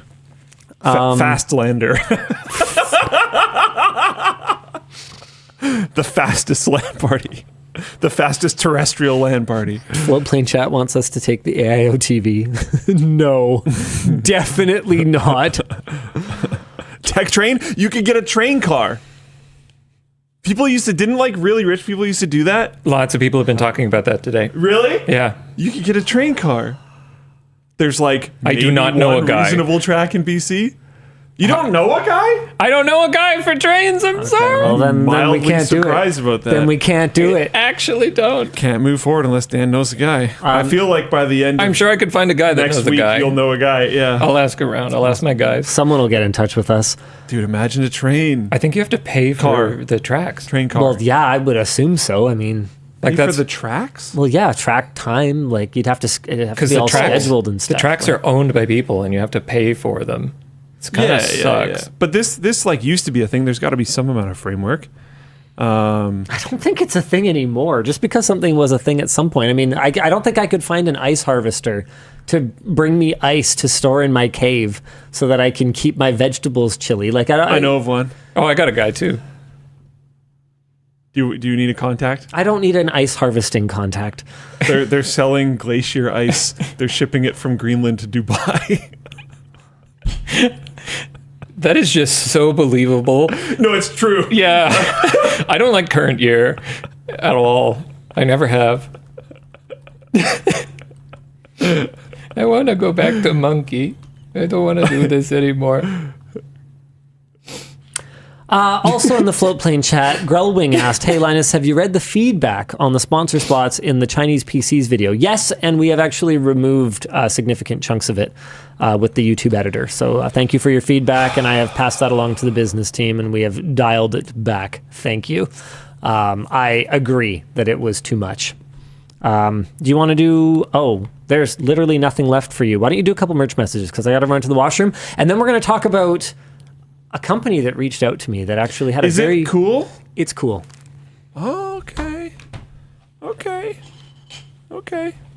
Interesting. Oh. You got anything for me, Dan? I do, actually. I've got a couple here. Sorry, I'm still That's going gonna be through an some of the interesting backlog. topic, though, because they didn't reach out to him. They reached out to me. Oh, And I was so like, he was just lying. I have no idea what this is. I'm going to pass this on. Luke, have you tried creatine? Ever since I have started it, my recovery time is almost nothing. I've been using it beyond raw for about a year, and it's been great. Yeah, I technically double dose it based off of some advice I got. So I take, is it milligrams? Grams? Something like that? Usually you're supposed to take 5 of whatever it is, and I take 10. 5 grams, 10 grams, yeah. Yeah, I like it. Seems good. I feel like not everyone is a responder to it. I feel like I am. I think I actually am. That's the only form of anything that I take. I did the 20-gram loading, and that was a mistake. See, I do that, and I have no problems. No problems at all. I'll like forget to take it for a week and then load again, and nothing. Doesn't bother me at all. I double dose it every day, no issues whatsoever. Do you like drink it all in one sitting, or do you take it over the entire day? Oh yeah. Interesting. Just boom. Fire it back. I am weak. Confirmed. Yeah, it's just. I mean, no, it's a stomach thing. Some people respond very negatively to it, but still gain the benefits. Some people don't gain the benefits. Some people do gain the benefits, and I seem to not respond quickly to it, and do gain the benefits. So, sorry, not respond negatively to it and do gain the benefits. I tried again more recently, and that ended up being okay. Promoting personal fitness isn't very Canadian. What? What? What? What are you talking about, Boosted? What? I don't know. Okay, I've got another one. This Look is up body break. a little bit more general. Mr. Tips Birdman AV Club, what's your memorable Valentine's Day faux pas? Faux pas. Yeah. Fox Pass. For the Americans. Faux pas. Am I remembering how that works right? Somebody did a little social oopsie. Yeah.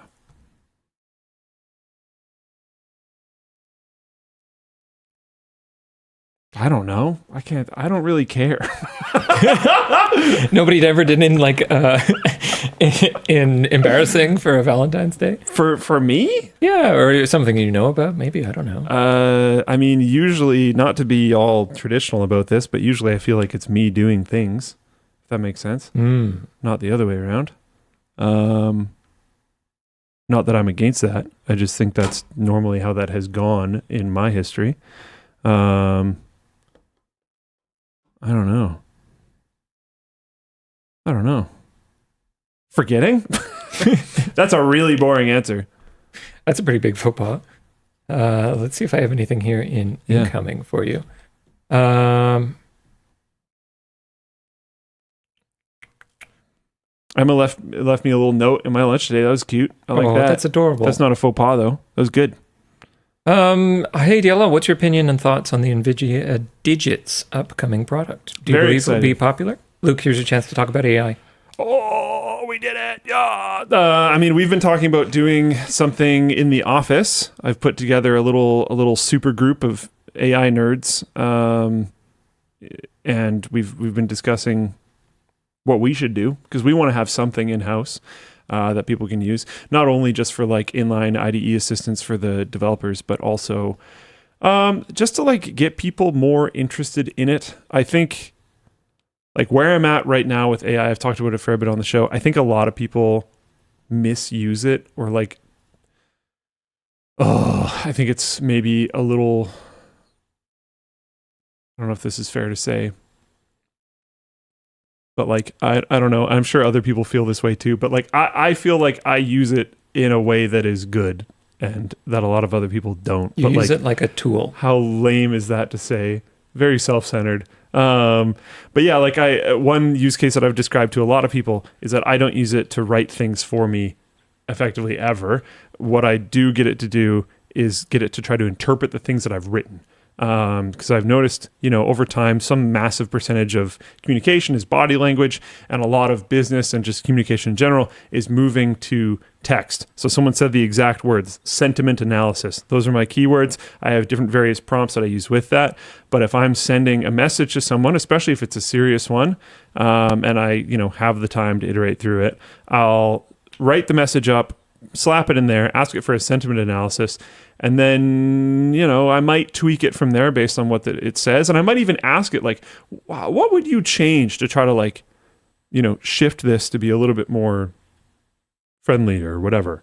And I might integrate its ideas, but in general, I don't actually have it write for me. And I think using it in that way, taking that type of thing, and Grammarly does that, cool, I don't care, use Grammarly. Anyways, using it in this type of way where you're not taking its output and submitting its output. That's where almost all the issues I have found with it lie, are when people are creating a result and just submitting that result. If you use it to do some of the steps for you, if you use it as a sounding board, if you use it as a form of thinking, but then you check what it says and you verify and you move from there and you use it as a research tool and stuff like that, but it's not outputting the thing that you're submitting and you're checking the stuff that it's saying, you can get a lot of benefit from it. Like a sounding board, Elijah. We've already established this. You're effectively a boomer now. You don't get to do that anymore. It's over. I'm sorry. But yeah, I don't know. How do you use it, Dan? I kind of don't really. I don't use it at work. I don't really use it for much. I don't know if that's a problem or not. I have just never really found a need that much. Sometimes I will ask it some very specific questions about which word I'm thinking of. But it's just like a dictionary thing. I'm more interested in how they function. Yeah, I don't know. Think less of me for that. Okay. I mean, I missed all of it, but I assume that's a valid It was like option. usage of AI tools. Do you use any AI stuff ever? Not really, no. Weak. I don't have a use for it. Not at the moment. I think you could. I think so too. I think a lot of people could. I think it's just not in people's habits yet. I would expect it to be in mine. I find I will don't know. decently often forget about it. And then when I'm like, oh yeah, I should use this stuff, I'm a little bit faster sometimes. I like your idea of using it for sentiment analysis. Yeah. I think maybe... Because sometimes I'll sit there and think about things and rewrite things myself, right? And that can take a while sometimes. You do more of that than I do. That's fair. But I feel like you could ask about some of the stuff that you do and it might be able to help. Maybe. It might also suck a lot. Yeah, I don't think the stuff that I'm doing now it can help with. You don't think it knows stuff about... Although it could probably definitely help me with JavaScript stuff. Hockey. No, but JavaScript. Yeah, it could probably... And JSON parsing and API. Oh, I asked it how the hell the Microsoft API works, because the SharePoint API is one of the worst things I have ever encountered. I remember that brief period of time that we were looking to maybe the whole company should use SharePoint. And then we started looking into SharePoint and all we were like, maybe not. Maybe that's a no. So this is pretty cool.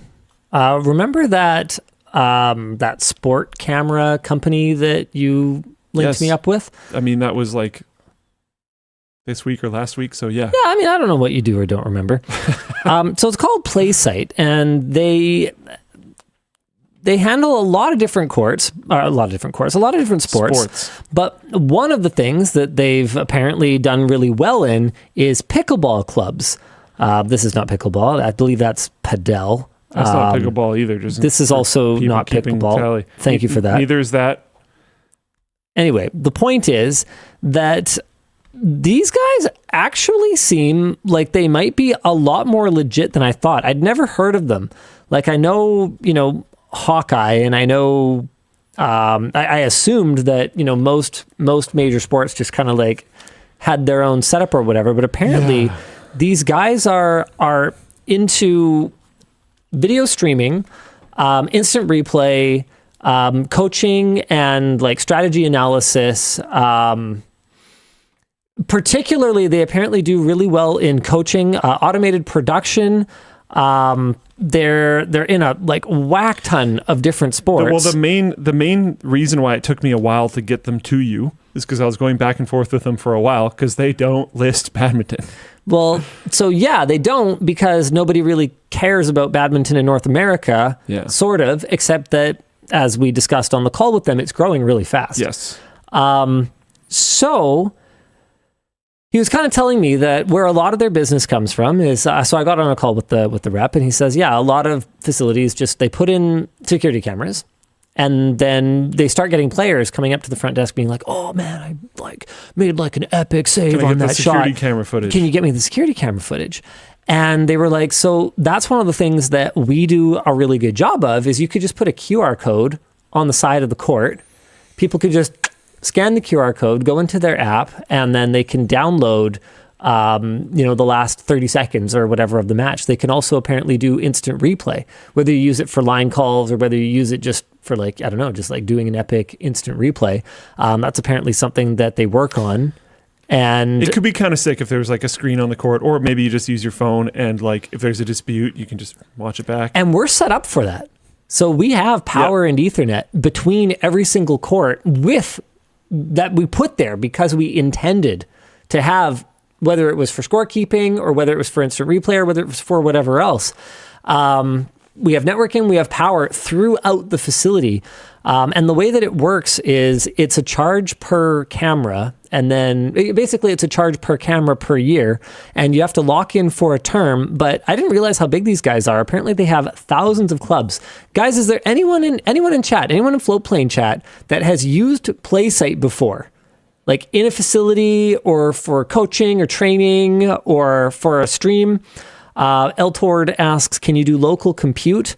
I doubt it, given the specs of the on-site server that they gave me. However, from my understanding, basically everything is RTMP or RTSP. And if we wanted to also do some like machine vision analysis on that video data, nothing would prevent us from multicasting it to their thing and to a completely separate thing. Dan, feel free to correct me if what I'm saying is stupid. Mm-hmm. What does that mean? He hasn't been listening. That's what that means. When do I not? All right, fair enough. He's trying to respond to merch messages. Yes. He's trying to do his job. See, yeah, nobody here has apparently used it, but these guys say they're in thousands of clubs. So I would think at least, okay, fine. You know what? I'm leaving the confines of Floatplane chat, and I'm going to YouTube chat to see if anyone here has ever seen this. No, nobody's seen this. Nobody's heard of this. They're talking about SharePoint still, apparently. Still? God, yeah, SharePoint's awful. Yeah, the second I said that about SharePoint, I was like, there's going to be people fighting. All right. Well, whoopsie. Brilliant. Apparently you can paywall matches or tournaments. So if you have like a major tournament or something, then that can be a revenue source if people want to watch it. I find this to be, I don't want to piss him off, but here, one sec. Oh, what now? Just a little website thing that annoys me. Okay, I'm on their website. I scroll down. Oh, there's a footer. Never mind. Scroll down. Oh, there's a footer. Never mind. Scroll down. Is this their blog? Oh, there's or a footer. Never mind. Media. It's their media page. Oh, okay. Brilliant. Yeah. I was like actually trying to click something down there. I was like, come on. Rysau says, I think there's a very small overlap between tech people and badminton people. We're not talking badminton people, though. They do like baseball and any sport. Basketball. They have so many sports. Yeah, there's like a ton of sports, and they have like real footage of people playing those sports at what appears to be a reasonably high level. So think about how many arenas and clubs and stuff there is just in the States alone, though. Oh, yeah, no, for sure. Like thousands. They're not saying tens of thousands. They're just saying the thousands. high schools. Yeah. Yeah. Palhitis says, I think his point still stands. What point? The overlap between athlete people and tech people. I mean, come on. Let's give ourselves some credit, people. Does Marquez not count? Yeah, exactly. See, that's what I'm talking You about. play badminton a lot? Yeah. I used to do many a sport. Yeah, used to. Yeah. You know, he used to back in the day. Back in my day. Back in his day. Dude, we played this game No, I called just lived. the voting game. Have you heard of it? I don't know, whatever. One of Yvonne's friends bought it on Temu or something. Basically, it just is full of cards that make a statement, and then everyone is holding a number, and they play that number anonymously, and the number corresponds to someone around the table that they think matches the statement. And one of the statements was, they peaked in high school. I'd probably get a few of those. Yeah. Anyway, it ended up being a very hurtful game. I'm sure. Overall. Yeah. I got. Yeah, what were yours? That I was. Gives awkward hugs Really? was mine, and Yvonne voted for me. My own wife That's rough, man. voted for me for gives awkward hugs. That's rough. She clarified. She was like, no, I don't mean in like a creepy, weird way. I mean in like you don't like touching people. And so it's kind of awkward when you touch people way. I mean, that lines up. Thanks. I've known you for like 15 years. I think we've hugged twice. Yeah, that sounds I think about I right. can name them. Yeah, that sounds about right. Yeah, I'm not much of a physical contact guy in general. So when people You started the like elbow bump thing at conventions. when people, dude, that's like my line now. When people like are taken aback by the fist bump, I'm like, dude, look, I was a germaphobe way before it was cool. No. So when people like go in for the hug, I'm like, I don't know whether my arm goes this way or my arm goes this way. I'm also like kind of a weird height because for a lot of men, I'm like in their shoulder. I have to like go like this to like. Anyway, I'm trying to think if there's any other ones that were really uncomfortable, but there were definitely. Yeah, one of them was spends too much time maintaining their image on social media. Okay, well, Of course that I was got voted. obvious. Of course. Did anyone else get a vote other than you? Yes. Wow. They were One of the uninformed. moms. Oh, You know. okay. Because the thing is, honestly, and I actually maintain that was the correct answer. Because would you call anything that I do curating my image? Please. Yeah, all of it. You have staff for that. Curating? See? And the question specifically was that I spend a ton of my time doing it. He spends the time undoing everything that everyone else tries to do. This See? guy gets it. See, he's like anti that mom. Someone in chat called one of the 2 times, by the way. Oh, where is it? Kuro identified it because one of the 2 times was at the roast. Oh, yeah. Yeah. Yeah, and then the other time was when you tried to quit. Oh. Okay, 3. Okay. Okay, I'm missing Forgot one about that. then. I forgot about the 10-year plaque. Oh yeah, that checks out. yeah, That checks out. The 10-year service award presentation. Yeah. Wow, that is you know what though? That makes them special. Yeah. They really count. I don't care, to be clear, just in case anyone's like, oh, like, no, I genuinely don't. They really count. Okay, Brownstein says, "Come on, Linus. Everyone knows right arm goes up, left arm goes down, and hug." I didn't know that. I don't hug people. Is that a thing? I think so. Is it one of those things? I didn't know the rule, but I think so. Is it one of those things like which side of the sidewalk you walk on, where it depends what country you're in? Oh, maybe. If I'm in Australia or if I'm in the UK, do I go left arm up? I don't know. Maybe. People are saying, I didn't know that. He made that up. Yeah, no, okay, no, I don't. I go over the top with both arms, says Boosted. Well, I wish you'd been there for the game, because then I wouldn't have had to win that one. That's definitely awkward. Did you win anything else? A ton of stuff. I don't really remember a lot of it. That's fair. Let me see. Let me Like see less if impactful ones. my wife can remember anything. I definitely got roasted as much, if not more, than anyone else. That much is certainly for sure. That makes sense. Hey, Hey, wife, you're live on the WAN show. Can I ask you a quick question? yeah. You sound in the middle of something.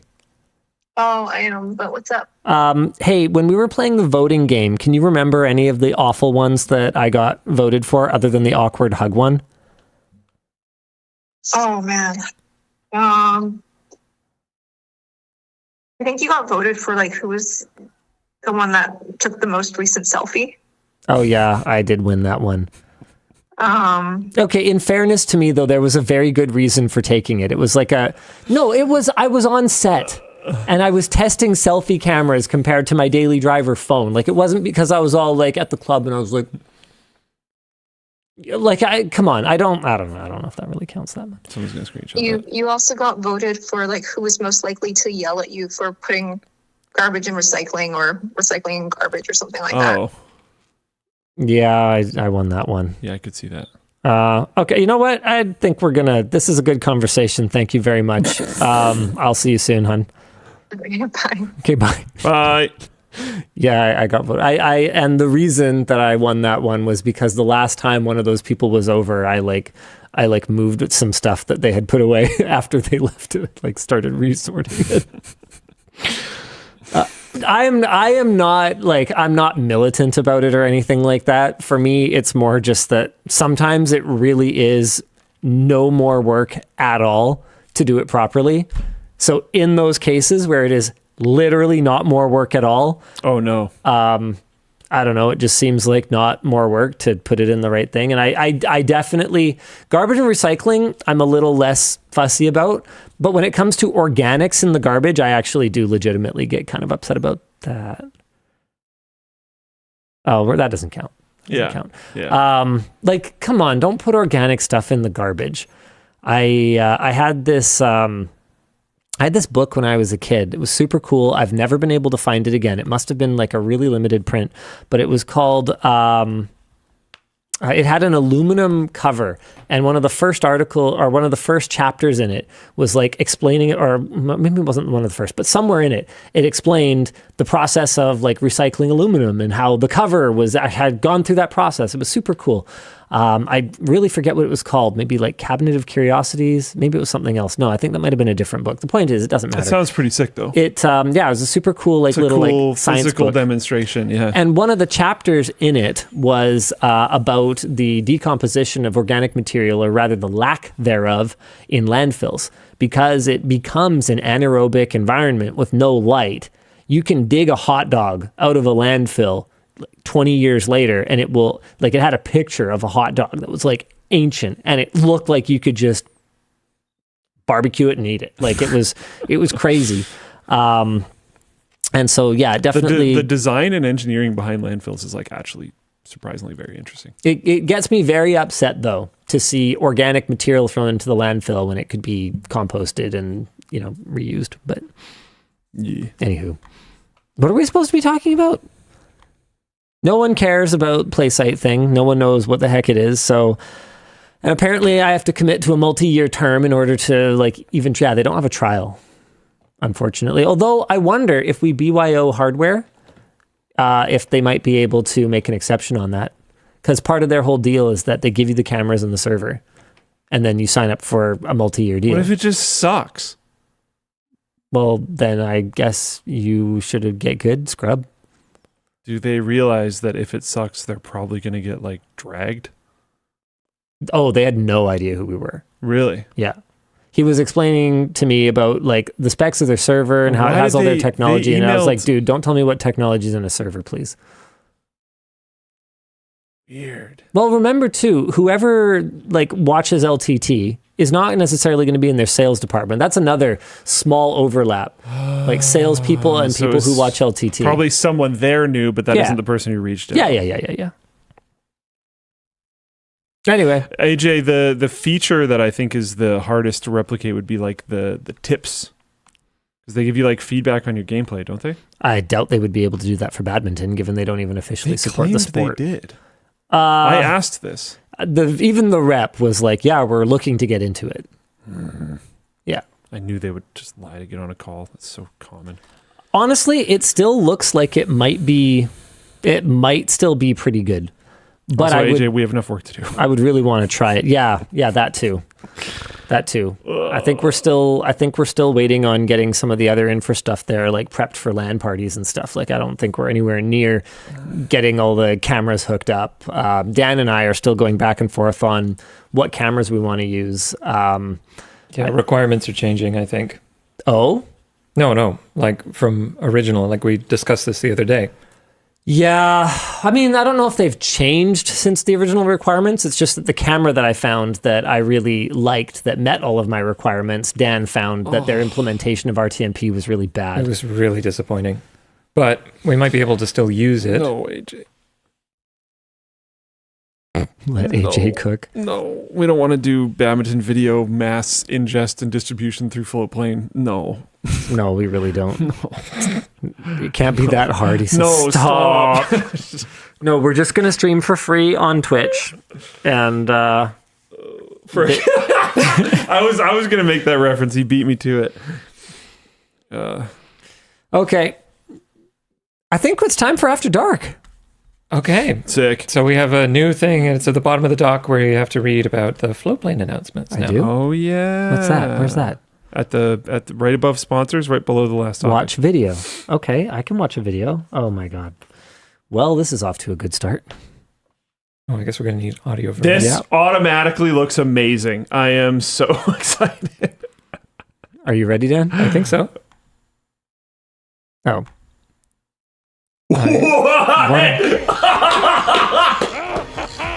Oh, yes! Here we go. Give us those screwed in. It's perfect!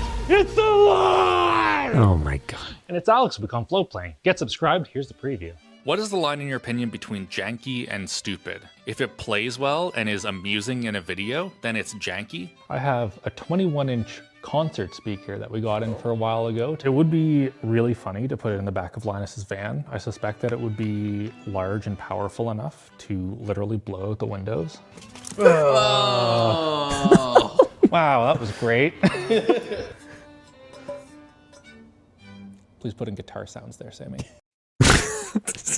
Instructions unclear. That intro is genuinely amazing. He said it was his magnum opus. That's actually so good. 10 out of 10. Good job, Sammy. And it, not only was the concept great, but Alex killed that. That was Hype. fantastic. We will have 3 separate videos dedicated to man. Alex, as you saw in the trailer, so make sure to subscribe at lmg.gg/alex25. That was so good.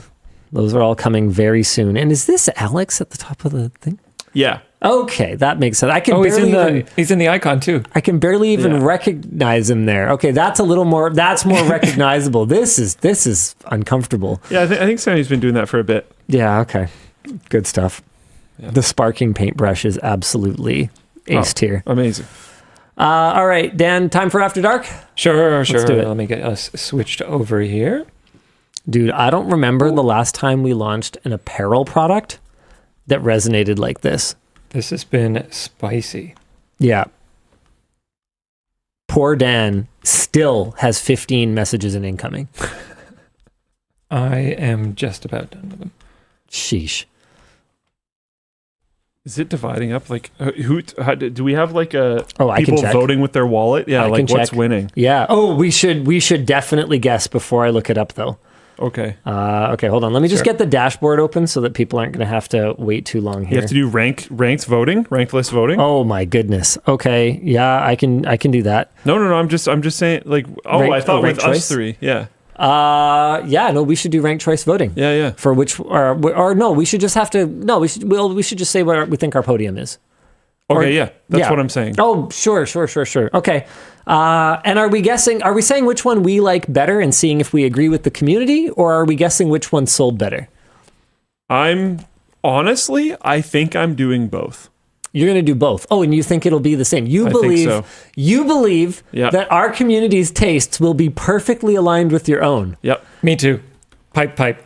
Interesting. Okay. So everyone, okay. Zip it. Have you written it down? And I wrote it down. You're done already. Okay. Yep. Okay. So, to be clear, they're all amazing. They're all great. Yeah, you got to do the thing. I wrote it. Here in that one. What? You're not going to give him a ding for saying the Maze shirt is did this. amazing. He wasn't intending to. No, I did this. He did. Oh, yeah, sorry. he gets a ding. You get He a gets ding. I'm sorry, Luke. Okay. Okay. So we all reveal our guesses. Let's have Dan go first. I'm going with pipe, doors, maze. Okay. Pipe, I doors, differ. maze. I You differ. differ. I You differ. differ. Okay. So hold on, Dan. Dan is pipe, doors, I could see that being Maze. correct, but Okay. mine differs. and Luke is. Doors, pipes, maze. And in a massive surprise to everyone, Doors, pipes, maze. I live in Luke's head, apparently. Wait, did you write down what you thought I was going to say? No. Oh, okay. No, I don't know. It's like we order the same thing at restaurants. And That does it's happen. It's a whole thing, you know. I've literally had people ask me what I'm going to order at a restaurant before, knowing that Linus has ordered first, and without looking at the menu, I'll just be like, whatever Linus got, I don't know. I'm sure it's fine. And It's literally always been fine. I'm a very safe food orderer, though. That's That is probably fair. part of it. That is fair. I tend to just go with, like, I don't know, what's a bowl that just like everything in it is sort of universally believed to be delicious. I'll just go with that. It's a pretty good Soup. approach. Soup is so underrated, it bothers me. It can be a little hit or miss, though. It's either top tier or absolutely. But I don't Weak. think it's that hard to make really good soup. No. But would you go to a restaurant and order soup? I have. Oh yeah, sure. For like good French onion soup. Good French onion soup.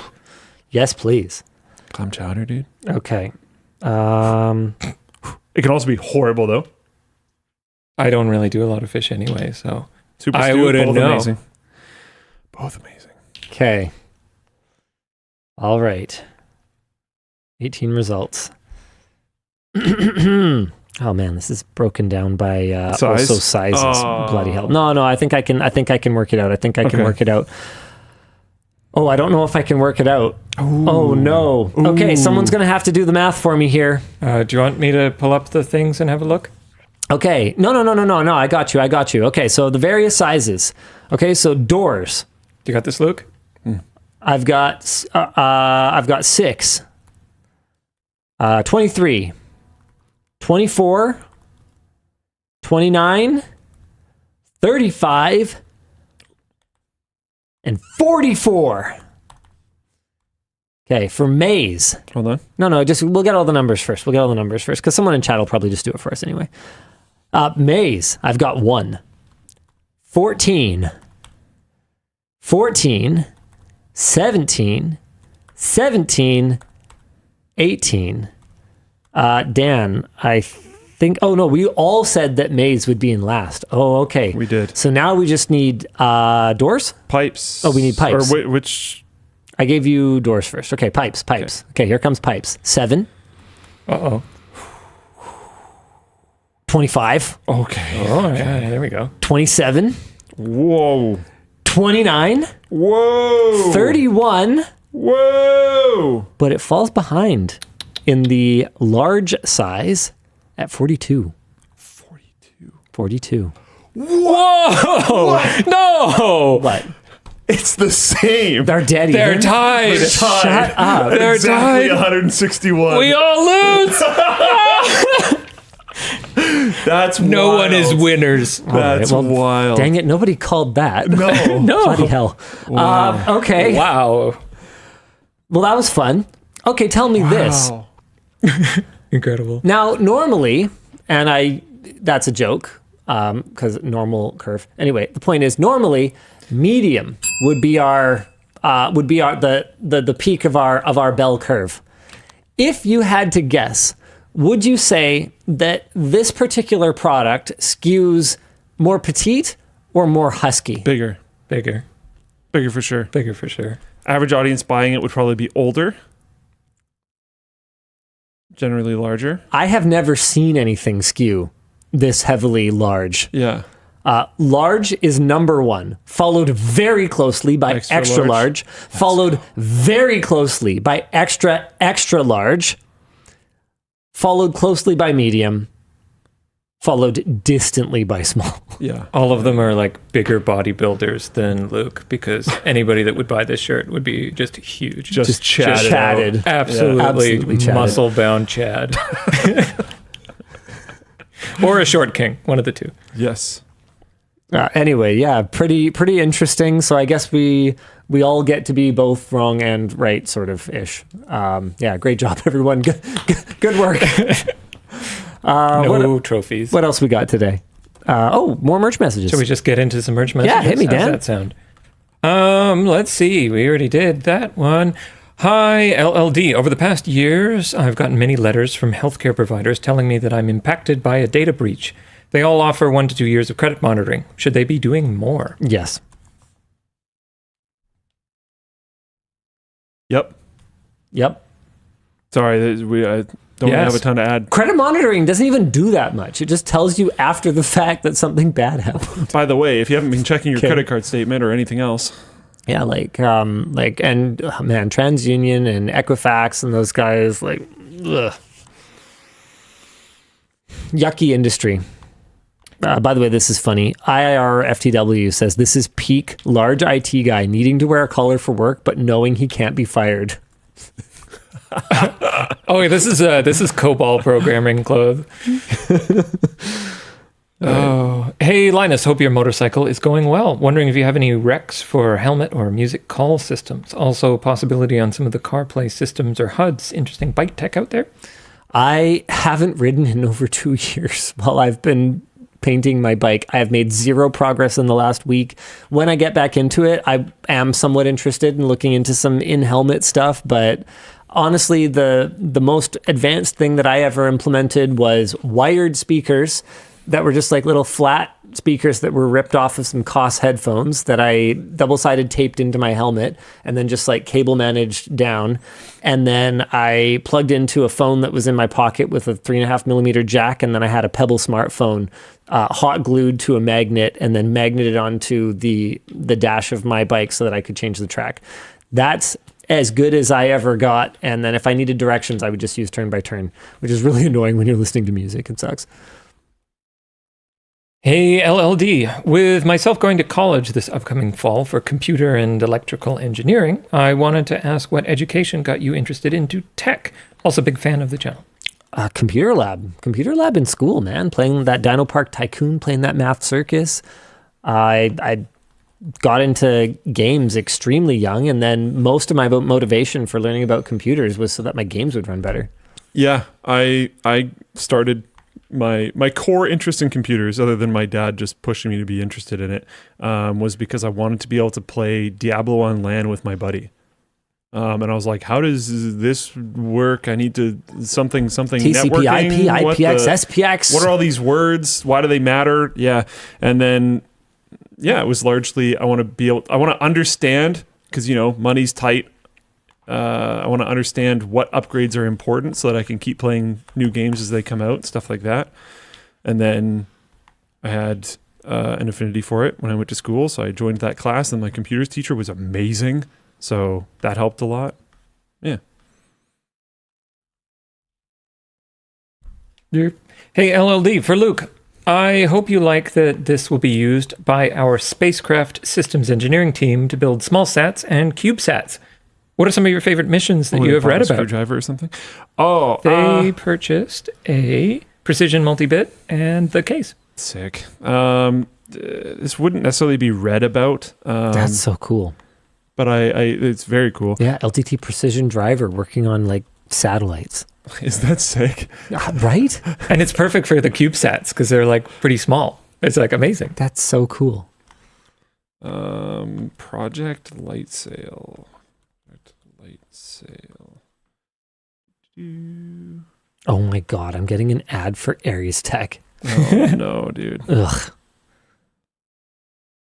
Have we had this conversation on WAN Show before? The one about like how far we'll come back to it. Up an organization you have to go to reach the level where people know it's a grift? Because I do believe that there are people who work in that organization or, Scientology or, whatever, right?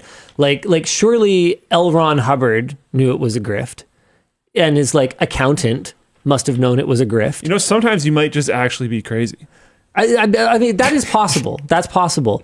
But I can't believe that about every grift organization. For sure. I can't believe that. Yeah. So like, I'm just saying, like, sometimes. how far up? And I think there's also probably like a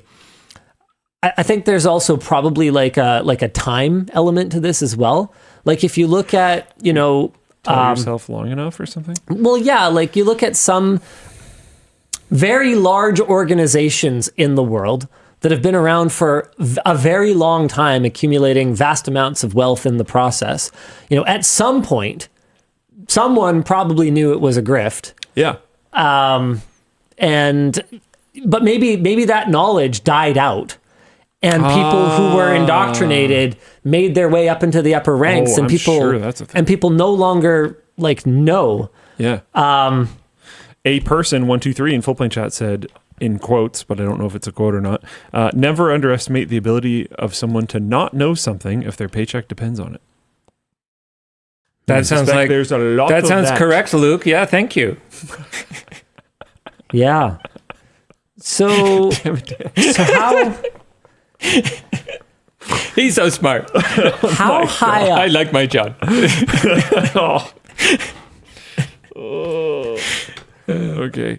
Sorry, Linus. I missed that, and I'm probably glad I did. Yeah. How high up do you have to go in an organization like Airs Tech for them to know it's a grift, you think? Because I do actually believe that some of the just not that influencers low. like believe in 5G, whatever radiation's killing the plants or whatever, right? Like there's certainly going to be some that do. If you're not working on administrative teams or engineering teams at that company, like, when are you exposed to does it work or not? Yeah. Probably not that often. Because like the engineers would know I'm sure. if they even have any. Yeah. Yeah. Right. And like The product designers, I guess. Yeah, the product designers would have to know because they'd have to know that they're just like, drawing a There's a Google weird shape. part of this job that I would expect we would be doing that we're not doing. Yeah. Yeah. But beyond that, like, The people running their hilarious demos. do you would think their have to know. salespeople and marketing people know it's a grift, or do they just recruit the believers? I'm sure there's an ability to recruit the believers there. There's also this concept of like, if you tell yourself something enough, you will start to believe it. And if you believe something to a certain degree and people push you on it and you just get defensive, you can like build up a fortress of things that aren't necessarily true, but you might not necessarily even realize it. Right. There's a lot of weird things. Like, Human brain's a funny. I was talking to machine. Emma about this the other day. The fact that everyone just shrugs off the placebo effect is wild. Oh yeah, placebo effect is huge. Like, actually one of the most wild things ever. Like seriously, one of the best things you can do if you like literally get cancer is to just believe that you're going to make it. Yeah.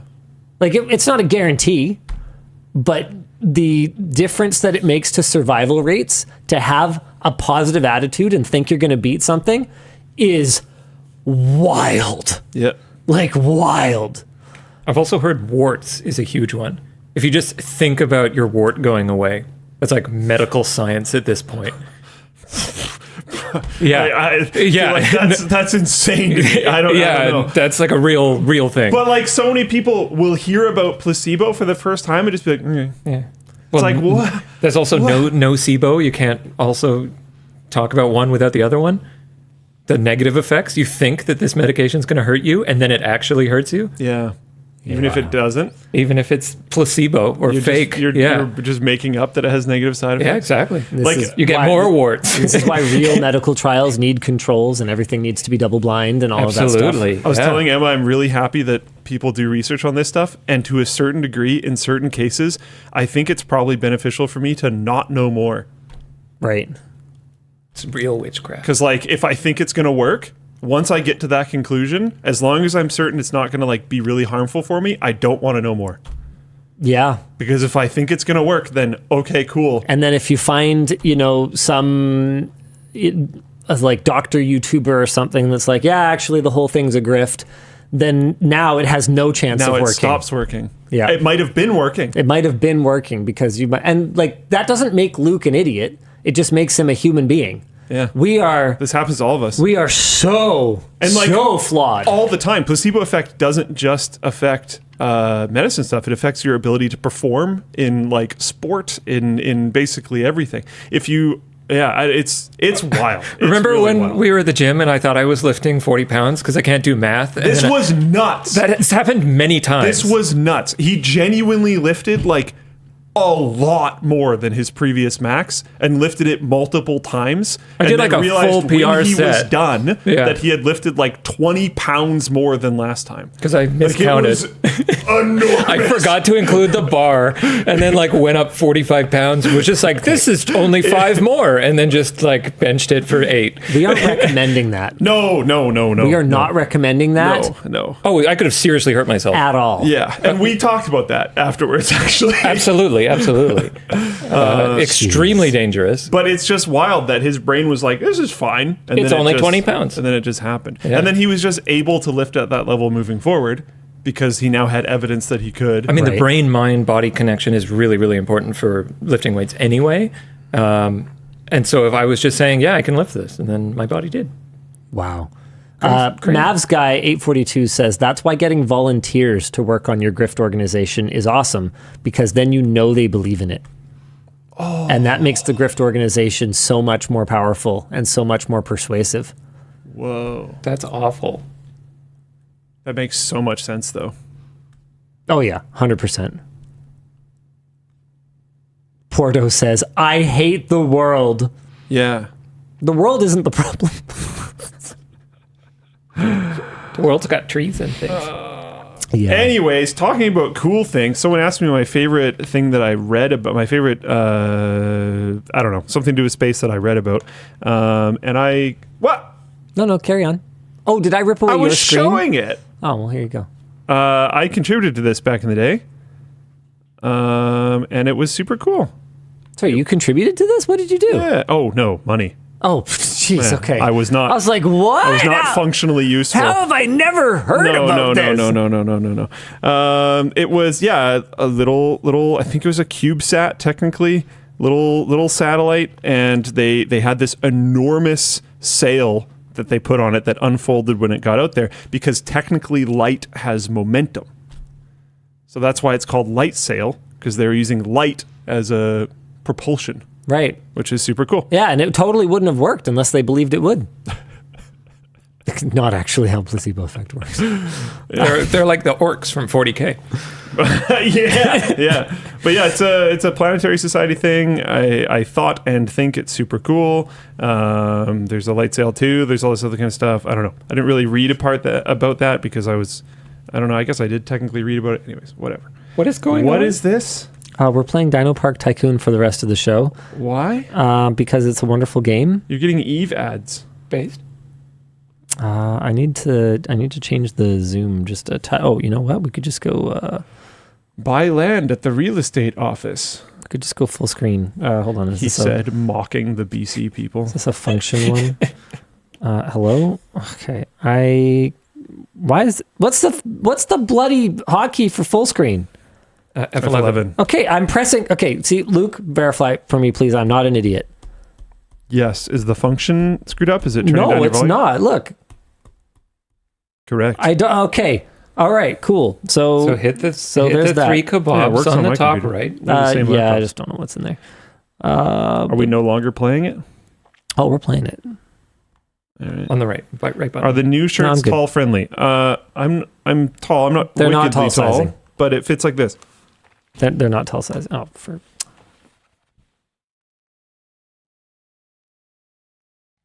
Yeah, they're not tall sizing, but they're not. It really short helps that sizing. it's short sleeve. And they're reasonably tuckable, I think. Yeah. Okay. All right. What else we got for? Linus, do you have a video favorite that you have made? And Luke, which Scrapyard Wars was your favorite? 4. Oh yeah, I don't that's the think one with the it's- fire. Yeah, I don't think it's like even reasonable that there will be one that could ever trump that for me. Like overall, like production quality and all that type of stuff. I think the most recent one, whatever number it was, is probably our best one. But 4 will always hold a special spot in my heart. Working with Rod on that was like probably one of the highlights of working on computers. Like, oh, he's in chat. No way. Working with Rod on that was sick. That was like easily one of the coolest computers I've ever made. The fact that the power went out at the office and we had to present at my parents' house was just like sick. I don't know. We made a computer that lit on freaking fire, dude. Like, how do you even, and it was like actually really cool. Like the integration of burlap, the fact that we used an actual like old iron grill, the fact that we had multiple types of fire. We didn't just settle with one form of fire. That would have been lame. We had to have multiple sources of fire and multiple different types of fire. We had like the 3-2-1 rule of fire instead of backup. It was really fun. I had like a genuinely just really good time, and I really liked the result that we ended with, and it's great. And I'm always going to say 4. It is what it is. Linus, do you have a favorite video? I like a favorite video, like one favorite video overall. Yeah. Look at those wages. Okay, we're gonna need a little bit of food. Oh crap! What kind of food does this one eat? Can anybody explain? NVIDIA does that every day is an amazing comment. Did no one else react to this? What? I'm talking about the Fire computer and GM Sheepo. Oh. Says NVIDIA does that every day. You win, Joe. Got it. I'm just upset now. Oh man. Oh. Okay. Well. I don't know what the heck my dinosaur eats. What is happening? Hey, Wook, Winus, and Wan, what was the last DIY tech project that made you excited or you really enjoyed doing? I recently had an arcade cabinet watching one of your old videos, and it was so much fun.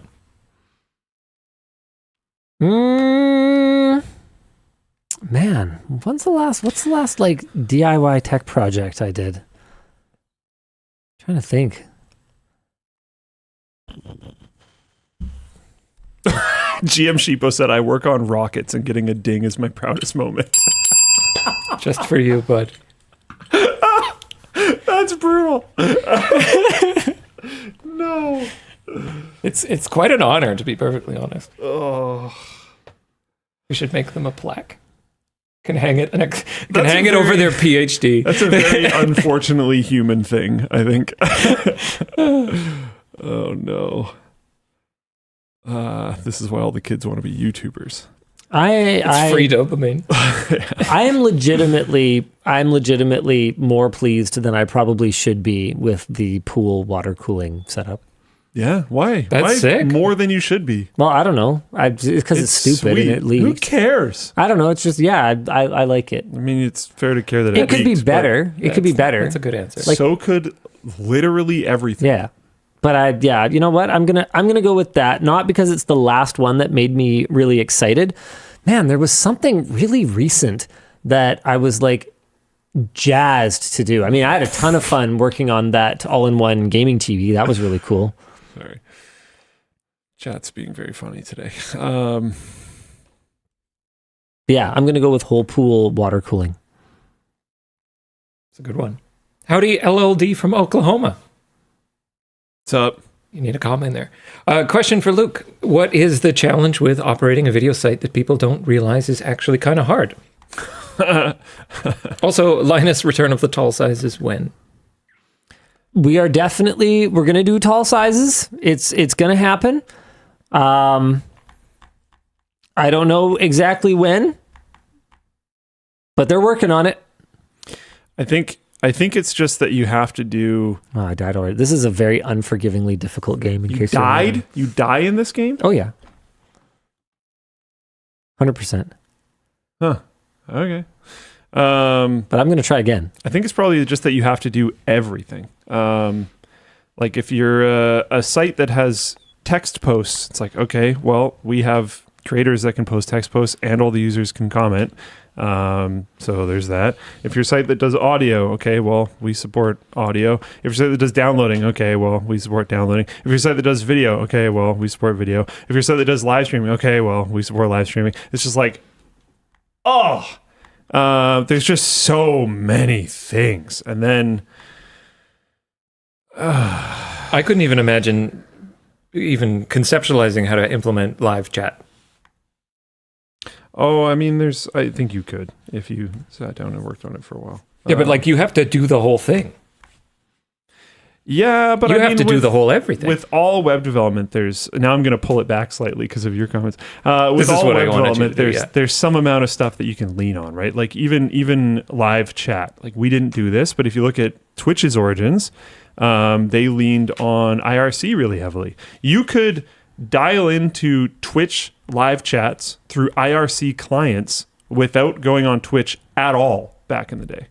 That was a thing. People used IRC bots for original bot interaction on Twitch. People say you still can. Wow, I didn't know that. You still can, but it's a huge pain. Got it. Okay. Yeah, I don't know.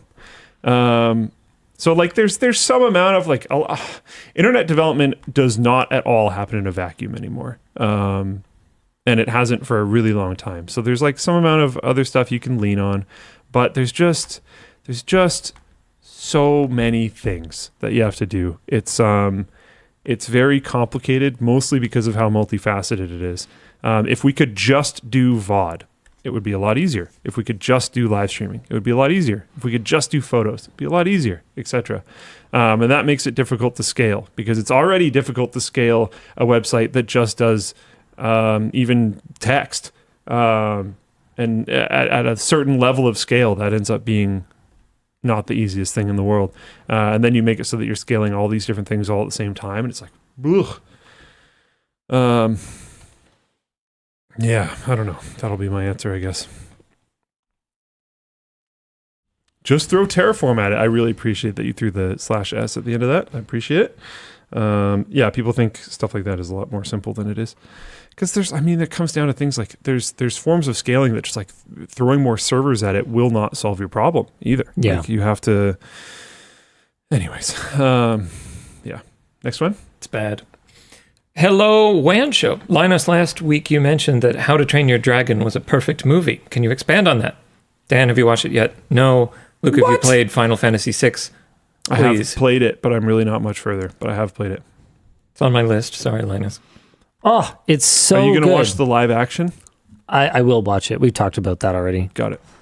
I'm very legitimately actually kind of excited for the live action. Well, I don't know. Maybe I'm a little bit excited for the live action.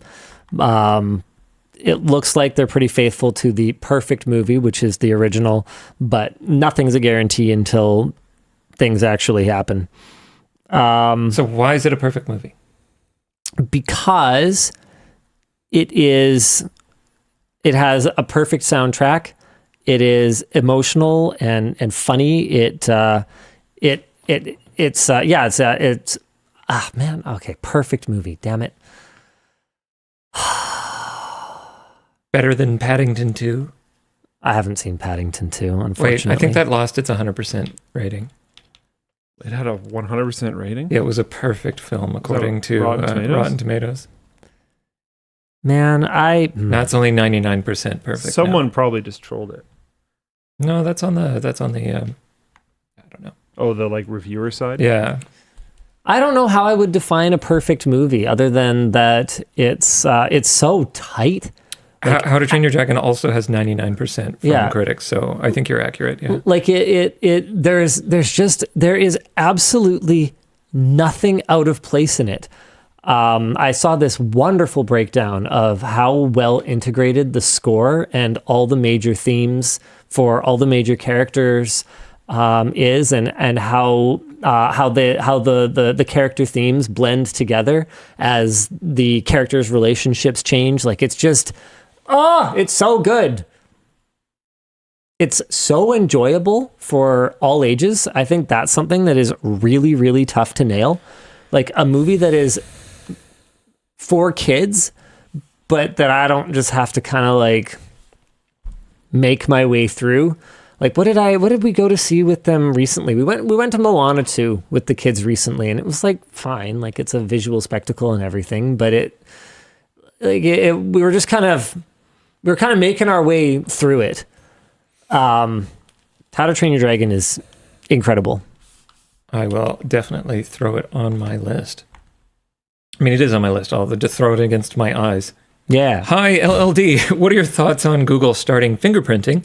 For example, cookieless tracking on Sunday. Thoughts on how to avoid it, considering how many services Google has? I thought fingerprinting had been going on for a long time. Forms of it. Yeah. Fingerprint is scary.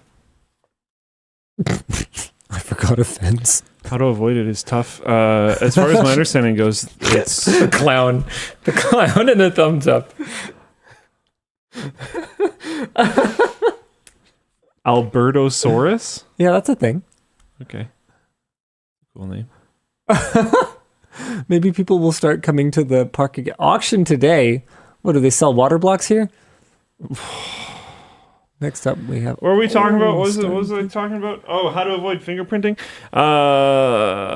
Buy a laptop not using your credit card, and then don't sign into any account on it ever. What about it being fingerprinted by being on your local network attached to other computers? Do that either. Monkey. Go live in the forest. Or that. This is why I want to live in the forest. Yeah, the whole it's only anonymized data. It's like, yeah, until they attach it. Have you ever seen Google Analytics data? It's horrifying. Oh, did they fix the if you're under 18 Google data yet? I doubt it. Because everybody forgot about that immediately. Welp. Hi guys, I've been watching the channel since I bought my AMD Phenon X4 and wanted to learn how to overclock. That's a minute ago. Yeah. I thought they wanted to learn how to overclock his AMD 4, and this was a joke message, but Oh. no, this is. Did you just misread it? I did the first time. That's what I thought. He was asking for tips. Nice, for how to overclock it. Now, but no, that's when he started. Yeah. Well, there's a great channel that you can check out to learn how to overclock that Phenom X4, NCIX Tech Tips. I think that was where we uploaded the guide for that. Man, I wish overclocking was still a thing. Apparently 5080 I've heard. Is pretty good. I haven't actually... No experience myself, I've heard. I'd love to get one somehow. I mean, you could borrow one once we're done working with it, but we're not, so go away. I've committed to the people that any 50 series GPUs that I just meant for like playing around with overclocking, not for keeping. Sure. But it's ours. If I take anything home, it's hands off. I'm going to have to buy it, which means I'm going to be waiting a minute because I'm not on any wait lists. So I've heard 5080s are becoming more acquirable. They're less exciting. Oh yeah. So that would explain it. I don't think AI developers care about them at all. Okay, last one I got for you today. Sure. Gonna get the rest next week. WAN lanyards when?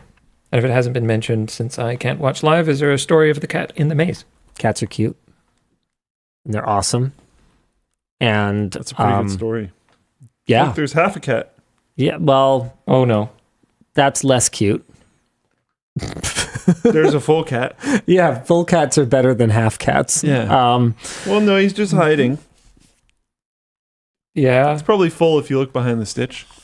As for WAN lanyards, I mean, I think we have those? Lanyards. I stole that from Game Grime in chat. Well, we had them at some point, I thought. We did. Is this... Oh. It's currently notify me when available. Oh, it's just this color scheme. Yeah, it's my favorite color scheme. That one is the one that I still use. I don't know. I will tell you, though, that we've had a lot of designs that have faded away off the site over the years, and I pitched something to the merch team. There's no guarantee that anything will actually happen with it, but I pitched to them that it would be pretty cool for us to bring up like a big list of all our old designs and then throw it to the community. Thunderdome. And let them vote for Thunderdome, like one or a small handful for us to bring back. I can think of a few that if they came back, I'd try to like buy a couple of them so I could have them for a while. Luke Nukem. No. I still wear mine regularly. So does Emma. I didn't get one. I'm sad. Did I tell you about the one time I wore it out? Really? I think you did on... I might have. I had to go pick up Emma's car from a tire shop. She's just getting tire swapped, and I was just like lounging at home. So I just had whatever I was wearing on. I forgot I was wearing the Luke Nukem shirt, which you secretly wear whenever you don't think anyone's looking. Yes, go on. No. And I go to walk to pick it up, and the guy just looks at me, looks down my shirt, and I don't remember exactly what he says, but it's something along the lines of like Luke Nukem, eh?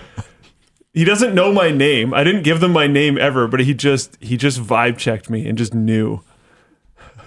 And I was just like, Why are you wearing a shirt with your face on it? Because it does look like you. Sarah told me when she was working on it, she was like, I don't think I can make it look like him. I'm like, dude, it looks like him. You did a great job. Ship it. So literally the one time I wore it like outdoors, I got called on it immediately. I was outside of my car, both at home and there, for like less than 5 minutes. How have I forgotten this story? Snoggle says you've told this story a billion times. Well, whatever. I'm pretty sure I did. I love it every single time then. Oh, man. And I love every time hearing you say, we'll see you again next week. Same bad time, same bad channel. Bye! Keep me on my toes for that one. I'm going to win too now. I threw away a lot of money letting that dinosaur escape. No, you have to go home. Do I?